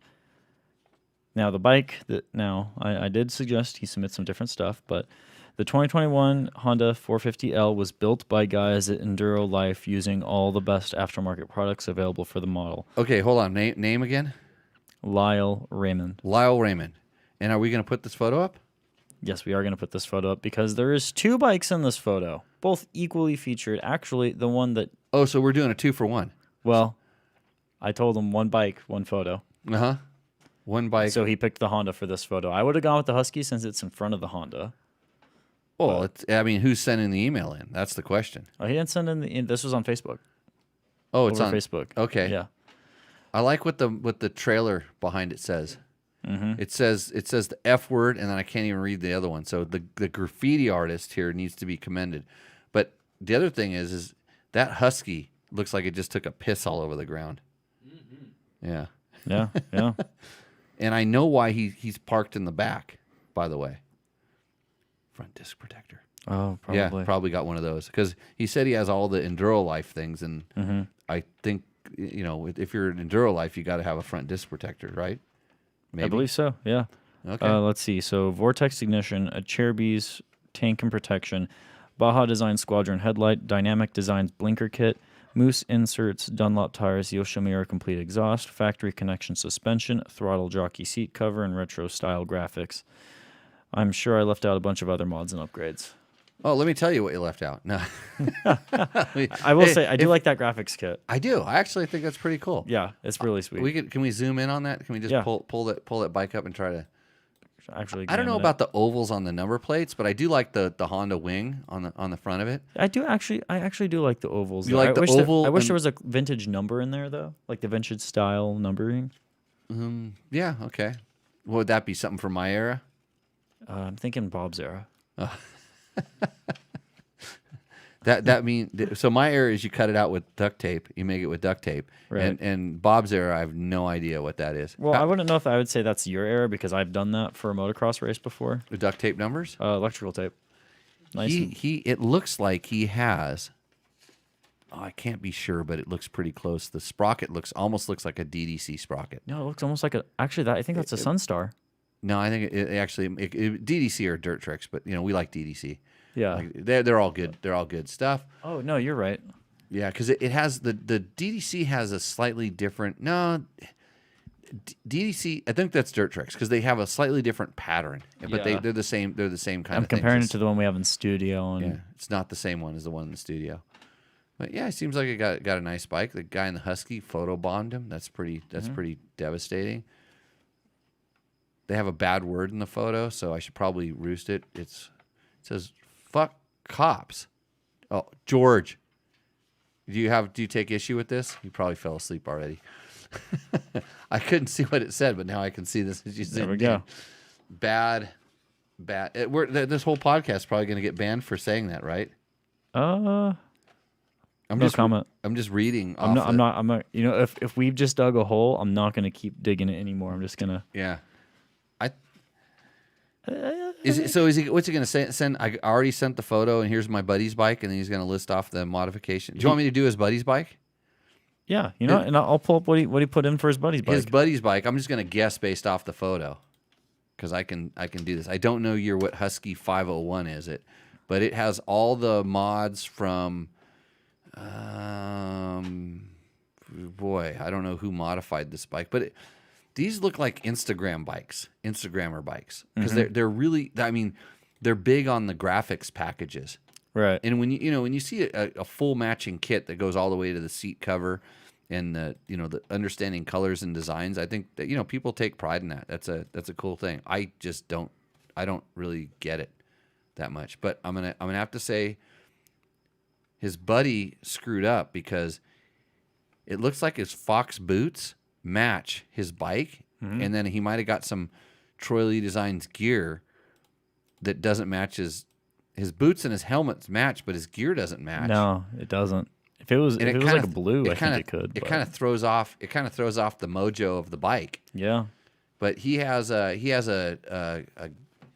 pretty sure he has a. Boy, it's going to be. I have tricky. the list, so I'm just gonna go. He has a Vortex ignition by Moto with an FMF 4.1 titanium. He has a titty tail. I think he had the LED headlight upgrade. Has he got that going on there? A Chirby's handguards, of course, we can see that. That's easy.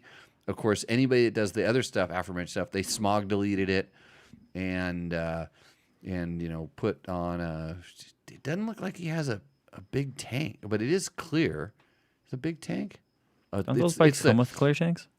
They have white tanks, but maybe it's the one size bigger. It's like the 3.1 IMS something or other. I'm guessing, but I don't know. And that's all I can. Oh, he's got some kind of. It looks like a Chirby skid plate. Okay, ready for me to list off? Yeah, you were actually pretty close on a lot of that. Actually, some of it you got spot on. So I just guessed. This is a 2018 FE450. Has a Vortex ignition, a Chirby's plastic and protection, Pro Taper bars, Dirt Trick sprocket, DID O-ring chain, sick ass tidy tail setup that I built using their lights and accessories, Raptor foot pegs, Dunlop tires, ARC Memlon levers, complete FMF titanium 4 exhaust, Avid MX graphics. No, that's the stock header. He's lying. Full lie. Avid MX graphics. Well, they could have installed it since this photo, which is another sin. Well, yeah, I mean, just tell us what's the bike in the picture. Don't make us look foolish. And Ecolu suspension tuned by Brian, whose last name I can't pronounce. Okay. Endo?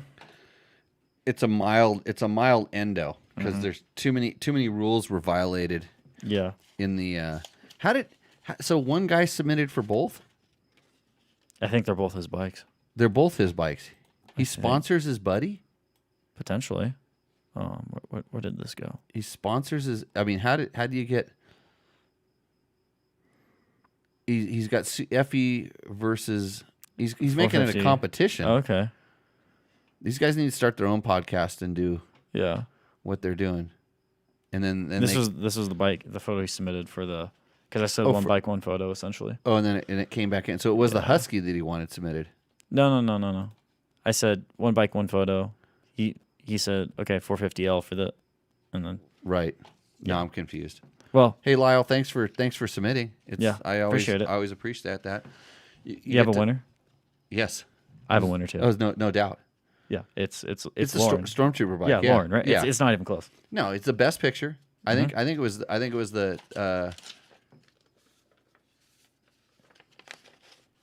what was the one KTM that it was an XCW. I probably want that bike more than the Husky bike just because it doesn't have a linkage, and I'm all about the stupid PDS suspension. Right. So, but other than that, I think everything about that is a ruse. So Yeah, I'm right there with you. Hey Lauren, thanks a lot. Reach back out to Matt so you can get your $100 gift certificate from Taco Moto. Yep. And therefore you can Stormtrooper your bike out even better, make it maybe a little better shot. Yeah. Maybe it's Yeah, just a little bit better shot or whatever Stormtroopers do. And please reach out to me at matt@jamielewisoffroad.com. I'll put it in the chat right now. As if you DM me on Facebook, you probably won't hear from me until next Tuesday. Right. So I think you were saving some questions for us for this. Yes. So let's dive right into these. Let me talk about the product of the week. Yep. Show up. So I'm going to show you the product of the week, which is these Fasst Company. Here's where I forget to always do my Foot pegs? Yeah, they're foot pegs. I forget. I don't. With the damping? With the damping. Are they called flex foot pegs? What are they called? What's I don't know. You know, I should always look up. I know what they are, but I should look up the proper name of the thing before. They're Fasst Company foot pegs, but I'm wondering if they're called Impact Moto foot pegs. There we go. So what these are is essentially it's a foot peg, and the crazy thing about it is how light they are. Every time I pick these up, I'm blown away because you look at it and it looks kind of heavy. As someone who's just installed foot pegs. Okay, yeah, wow. They're actually pretty light. They have these screw-in cleats, and it's essentially a two-piece foot peg that's separated between the base and the top is separated with an elastomer. And if you know anything about the handlebars, the flex handlebars, they move and they use an elastomer to do the damping. That's what these foot pegs claim to do, is use this elastomer to provide some sort of dampening. And here's where I am just brutally honest about things, and I, say what I felt, is that I've tested a couple different companies that have done this kind of design, and they're trying to either take away vibration and or impact. And you can't really, in my world, it doesn't seem like you can do both because you kind of have to tune around, especially for the vibration. There needs to be some tuning because if your elastomer is too stiff or your mechanism is somehow connected, the vibration will get through.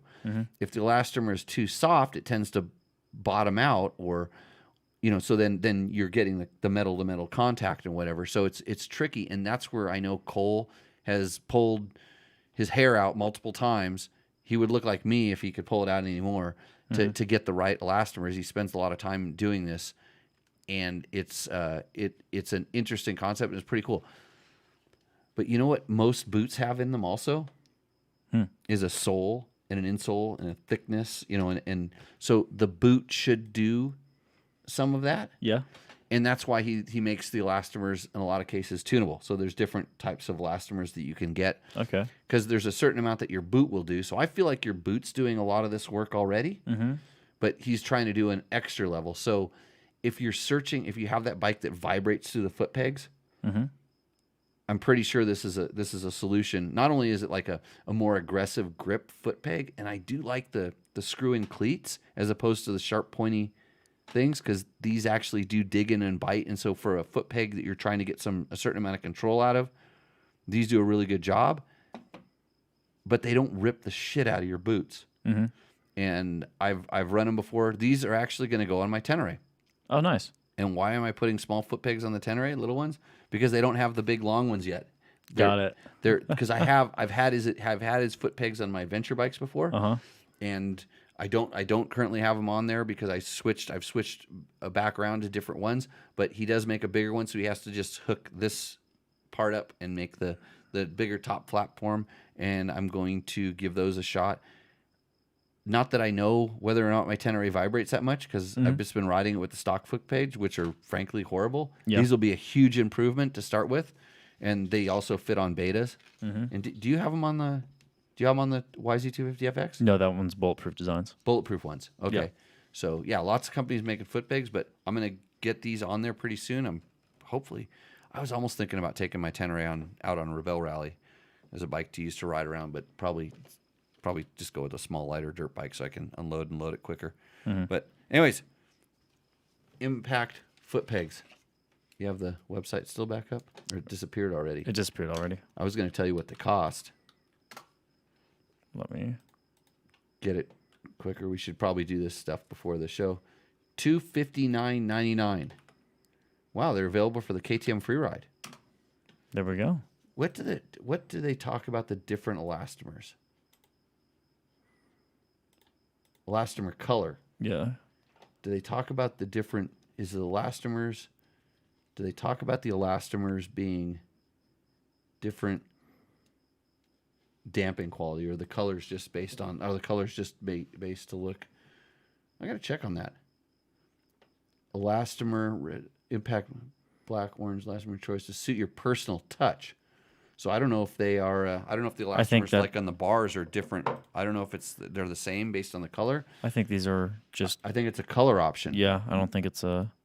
I wonder if he has different thicknesses. It'll be interesting to find out, because I did some testing with them when they were brand new, and they were really rough prototypes. We had different thicknesses and different colors, and the different colors were different things. So we'll figure that out. So, anyways, the link is up in the website. So let's go ahead and bust out some of these questions here. Got it. So Cole Smith, Jimmy Lewis regards the unequaled 70-degree 570 Husabergs. Does the 70-degree design do anything for rideability, or is it just the engine power distorting gravity that makes it so good? So I don't have a bell. Story goes. I do. Husaberg 570. So then you just ring it. Story goes that the Husaberg guys, who are always innovative. You know what's funny is I was looking at that dirt bike magazine with me on the cover from back in the day. They showed a sneak peek of a Husaberg V-twin. Oh, really? Yeah, which ended up being the Folan, the guys that went and did Folan. They were getting pretty popular in the side hack, but like lightweight V-twin, which actually ended up being a KTM 950 kind of motor. The angle and the design of that motor, those guys were always looking for something different or unique to try. And what they were watching was the evolution of MotoGP and how they started lifting the crank centers up more to the center of gravity on the motorcycle, as opposed to trying and getting it down low. They were actually trying to centralize the mass on the motorcycle, get the spinning parts more in the center. And so this was their kind of idea, and they hacked together and built a prototype motor, and the people that wrote it said this thing's awesome, and so they convinced KTM to allow them to try to do this. They went off in their corner. They built it. They made it, and KTM said, "Well, we'll let you produce it if you develop our fuel injection." That was the first quote KTM. One of these these like kind of like a Husky or a gas. Now, as a Husaberg was at that time had been acquired by KTM. And they said, "Hey, develop the fuel injection. We'll let you do your freaky motor," or whatever it was. And there it is. So they felt there were some handling advantages to it. And I will say that as long as you're riding on one wheel or the other, that means the front or the rear wheel, it's a really good bike. Yeah. The minute that both wheels go on the ground, it sort of acts a little bit heavier and a little bit more top heavy. And the slower you go, there's a point where it kind of gets if it starts falling over, it's top heavy. It doesn't have showroom bounce. Like it feels like a top heavy bike, but it has an advantage for power. That would have made. I'm surprised that KTM has not gone back and looked at that engine design for their rally bikes. I'm really surprised that they haven't done it, because just the orientation of where the downdraft, it's the advantage that the Yamaha 250 has. And 450 motocross bikes have more power than you'll ever need. Most humans, maybe Eli Tomac aside, most humans do not need that much horsepower. But on a 450 rally bike, they need more power, and so it'd be just like having the advantage that 250 has to have that type of, downdraft intake and have the air box located where it should be on a rally bike, which is up high above where the gas tank normally is, because the gas tanks are now down underneath the motor to get the weight down. I don't know whether I don't think that the weight being up where it is, the spinning stuff being up where it is, would be such a disadvantage, because the rally bikes are going really fast, and so that bike becomes pretty stable.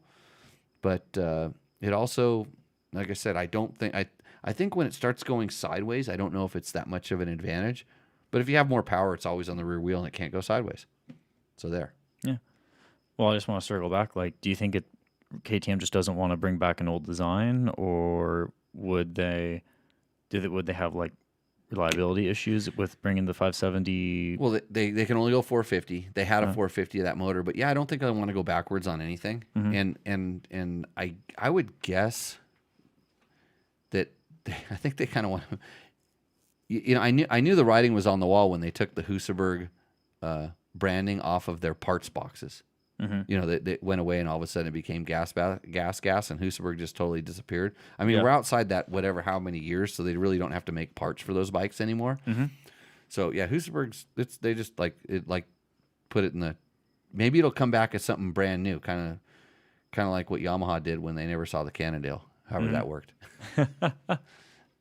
So maybe they'll come up with this brand new idea for their new rally racing bike. But they just came out with a brand new rally racing bike, and it seems like it's doing just fine. So I don't think we have to worry about them changing anything soon. I haven't been keeping up with the World Rally stuff. Are they crushing it right now? Well, they won Dakar, and that's all that matters. Oh yeah, that's right. Like Tour de France. Yep. Only one that matters. Well, they won it with a gas though, so they probably weren't really happy about that, but it happened. Right. I mean, they'd much rather win it with one of those orange ones. Right, and with Toby Price probably. I don't think they care who. Actually, I think they want Matthias to win because he's Austrian. Oh, that'd be hometown. I mean, there's a lot of nationality, national pride in that brand, and I mean there should be. I mean, they make really good bikes. They have really good stuff. So yeah. Right. On to the next one. So this is from one of our nuggets actually, which expect more of those pretty soon. More nuggets. Did you get San Felipe Bob's kid working on this? Oh, he's been working on it. We have a stockpile of them. Literally, I was spending today going through them, organizing them, and we're gonna. Are they good? Yeah. Has he made him short enough? This was something we worked on. Yes. Okay. Well, for me, I believe so. Obviously, you're going to get the final say on it. Oh, I'm actually going to get a say on something that I'm responsible for and my name's on. Yeah. Well, that's good. Yeah. Okay. How's my grinder account doing? Not as good as Dirt Bike Test. Okay. So John Bailey, he commented. So John Bailey, even though we've already talked about the 690, this is a different point. So I'm going to bring this one up. He's driving this thing home. No wonder he paid us money. I have a 2021. Well, why do you think I'm reading this? I'm kidding. I have a 2021 and love it for what it's used for. I told my dirt bike buddy it is the bike Honda should have built and totally blew it for not. Fuel injection with the 6-speed. But didn't KTM build the LC4 motor for Dakar before the 450 rule change? They had to recoup that, right? I'm not sure if I got the whole question. Like, why are we so KTM was started racing Dakar with what they had. So they had the LC4 motor. It was a bike that they were building. Hey, they tried to race 4-stroke Supercross with that LC4 motor. So they would do anything with it. So that motor was racing around Supercross tracks, and it was racing across Africa. Same base motor. The one that was Supercross, I think, might have had one gear, maybe two in the transmission. They were doing anything they could to get weight out of that thing. I actually didn't even know that. So yes, KTM was racing Dakar on an LC4, but that wasn't what it was designed for. It was just that motor, I believe, was heavily based off of a Rotax motor. And there was some Rotax influence parts collaboration. I don't know. I'm not 100% sure, but I think so. That's super old. That was before they had the Husaberg connection, because the Husaberg connection changed everything for KTM 4-strokes. Like all fork strokes back then in the LC4 era were like XR 650Ls, air cooled. You know, big like Husky was making kind of the smaller motors, and then you know Husky went to Italy and they kept making the smaller motors, and Husaberg guy said, "Hey, we can make that even smaller, more light. We think we can make one to race motocross with. That's how good we can make this." And KTM had this LC4, which is a utilitarian. So there was XR 650L Rotax motors. BMW had a 650 motor based on Rotax. Maybe that's where I'm getting confused with the Rotax thing. DR 650, KLR 650. That was kind of the size. And so KTM had the LC4, and they made a smaller one. They made a 400, and then the rally bikes were actually bigger. They turned them into 700s and 680s, different things like this, 640s. So that motor kind of was what it was. Didn't seem to have anything to do with, and they were six speeds? I think they were 6 speeds. I can't remember exactly, but whatever. So how does it go? How does it go back to Honda? He just thinks Honda should have built this bike. Yeah. Honda, I think someplace in Honda, fundamentally, they disagree with the need for a 6-speed transmission, which they can do it all day long, and they're wrong, because I've never ridden a Honda with a good 5-speed transmission. Yamaha, on the other hand, has had bikes with 5 and 6-speed transmissions. Their WRs, for instance, on the YZ platform and stuff, have 5-speed transmissions. Their Yamaha FX has a wide ratio 5-speed. They nail it. There's something different. And I think Yamaha's willing to gap the gears a little bit differently, and they get it right. And their 5-speed, like their 5th gear, 4th to 5th gear is a big shift. Honda 4th to 5th is kind of a small shift. And then Yamaha 1st to 2nd, or maybe it's 2nd to 3rd. There's a little bit of a gap there where Honda kind of keeps them all kind of close. And so if Honda would, and you used to be able to buy like 6-speed transmissions for your CRs. There was an aftermarket company that would build these transmissions and stuff. But they just, I don't think they believe in it. XRs never had 6 speeds in them, but they were only good at doing, you could either gear your XR to go slow in the trails, or you gear it to go really fast in Baja, and it would do one or the other. You couldn't get both. So yeah, I've seen Johnny Campbell go through a lot of clutches because his bikes were always geared for Baja, and then we'd end up going trail riding. Oh boy. Yeah. And was this in the same time that you had an electric start, so you would just stop? He would come up. Oh yeah, I rode one of those Suzuki DRZ 400s. Yeah. Yeah. And I would go riding with Johnny, and I always stop on the side hill. It was really steep side hills, and you couldn't pull the kickstart out and kick it because it hit the side of the hill. I'd always stop there and shut my bike off and wait for him to come, and then hey, kill it, give him the kill it like that. And I go, man, the views here is great. Start my bike up and take off. What a dick, huh? And all I was hoping, I mean, it really wasn't to be mean to Johnny.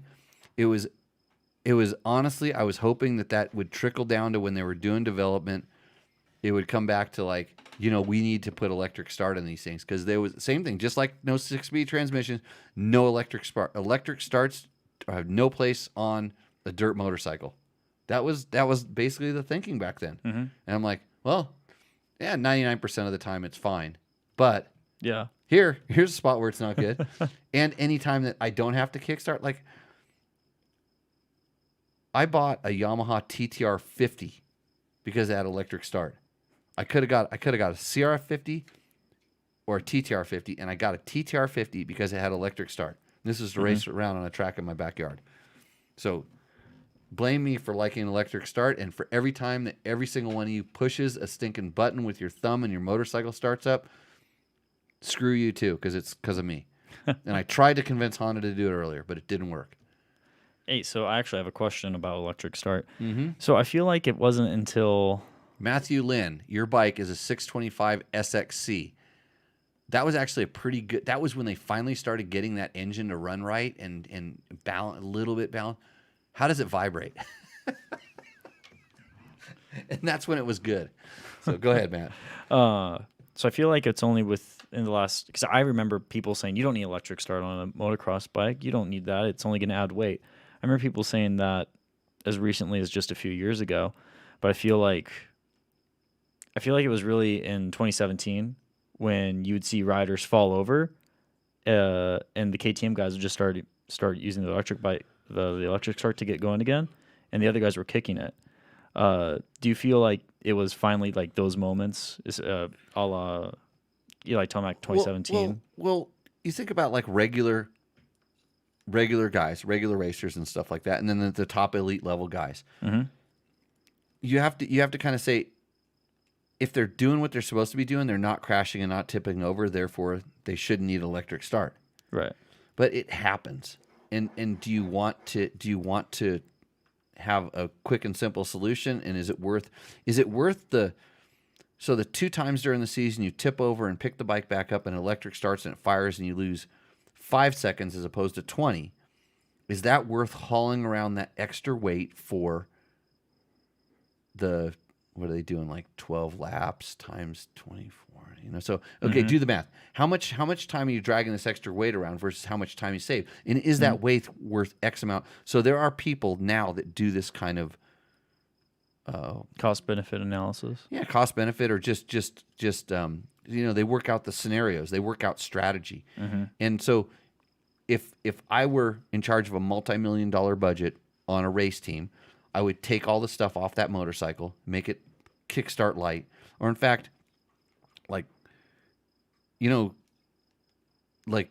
until Formula One cars went to hybrid, you couldn't start them once they shut off. They were down. You had to put something in there, and you had to have a starter, remote start, or something like that.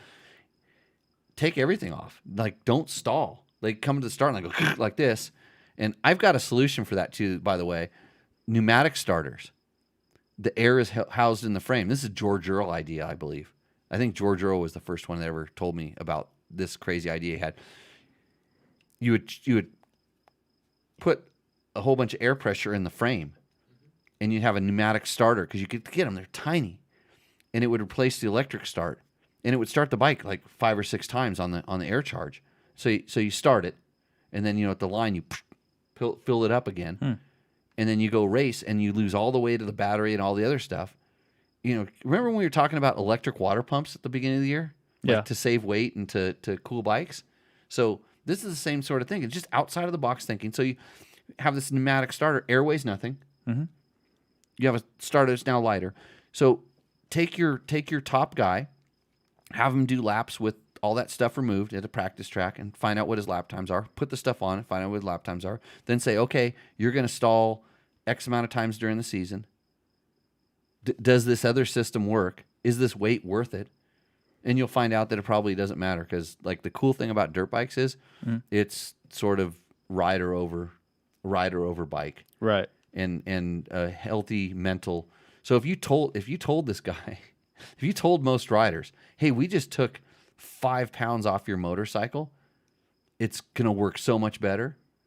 And like, well, how'd you take 5 pounds off it? Oh, we just eliminated this heavy battery thing, and we replaced it with this stuff. It's like the battery's now made out of fairy dust, and it doesn't weigh anything anymore, and your bike's 5 pounds lighter. It's like, isn't it lower than the weight limit? No, we're right at the weight limit, but now all the weight's down lower. Your bike's going to work better. 80% of these guys, they're not going to go weigh the damn motorcycle to find out whether you're lying to them or not. They've just been told their bike's better. And if it doesn't work better in their head, you can say, oh, we can put the stuff right back on, and you don't change a thing. Right. And I'll bet you, 60% of these guys, you're gonna have that's a win-win scenario. Not to say that's ever been done.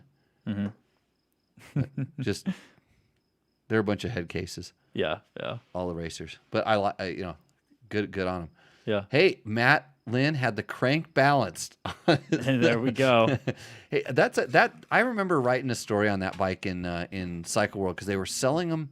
Like with the kind of, before there was like factory editions, they had like a bonus kit you would get if you bought it. And they were literally trying to get rid of those motors and package them into a chassis with stuff. And I was like, man, they finally made this bike like pretty good. So yeah, good time.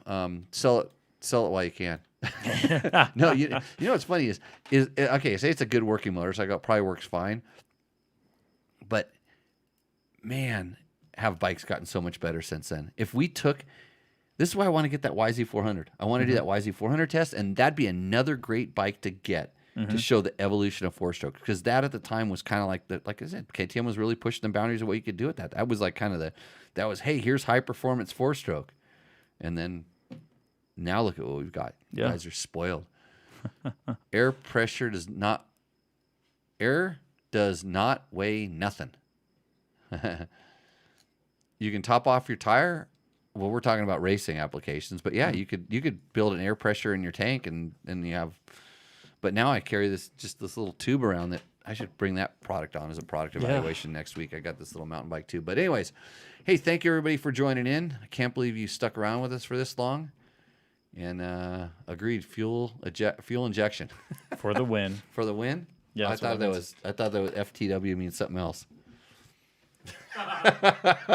It was that same word as that guy had on his picture in his post that was probably responsible for half of the endo. But thanks for sending in your submissions. If you're listening to this right now and you wonder, hey, how can I get my bike on Rooster Endo? It's really simple. We put up posts on Facebook where you can submit there. You can send us an email. If you can't figure out our email addresses, you do not deserve to win the $100 Taco Moto gift certificate. Thank you to Taco Mike. I thought we might have had him show up today on a strange, weird lattice of coincidence, but it didn't work. All of our sponsors, including Yamaha, who we're waiting for our 2023 reads on. But if you visit YamahaMotorsports.com, you can find out what's new for 2023. I think Trevor's going to get to go back and ride the new YZ450, and I would love to go. I mean, I really, really want to go, but I have to work at another job so I can support you in the lifestyle you're become accustomed to. So just remember, just like my wife does it for me, I'm doing it for you. Oh, thank you, Jimmy. You enjoying your life? I would enjoy it more if Bomb drop, come on. More money flew your direction? No, if I could actually make more time just to ride for me. Well, the good thing is the temperature's cooling down, so you can make that time. Yeah. We'll go out and ride, and we're not going to film any crash videos. Scott Sports, makers of super awesome goggles. I'm still enjoying the light transition lenses and the amplified lenses. I'm kind of now I'm like torn. I wish they had a light sensitive amplified lens because I always want more, and so that's good. Climb probably has some new T-shirts coming, so you should go check out T-shirts and start getting your orders in for Christmas right now. Plus all the new gear. Actually, I told you I've been testing some new stuff that's pretty neat. Yeah. DDC Sprockets, Trail Tech, Fasst Company, Seat Concepts. I got to go do a Seat Concepts showroom tour, or factory tour, actually. And guess what I'm super excited about? I got my Seat Concept seat for my Tenere. So not only have foot pegs, so my feet are going to be happy, I have a Seat Concept seat, so you know my ass is going to be happy. And if Jimmy has a happy ass, everybody's happy. And then, of course, Bulletproof Designs. And we're going to just leave it at that. Support us through our Rocky Mountain links and Amazon links on our website. There's Support DBT. Click it up in the corner, right? Yep. It's a little button. It's going to be right next. It's between the search bar and product tests. Yeah. So you click on that and click through those links. So when you're buying, like I bought an electric hedge trimmer the other day. And that go through the dirt bike test link and we get a little thing. And then you can sleep less to ride more, Matt. And Lauren says, if Jimmy has a happy ass, everybody is happy. I've been sleeping less to run more. Yeah. And like my buddy Jerry says at Fuck You Racing, we're not happy until you're not happy. So with that,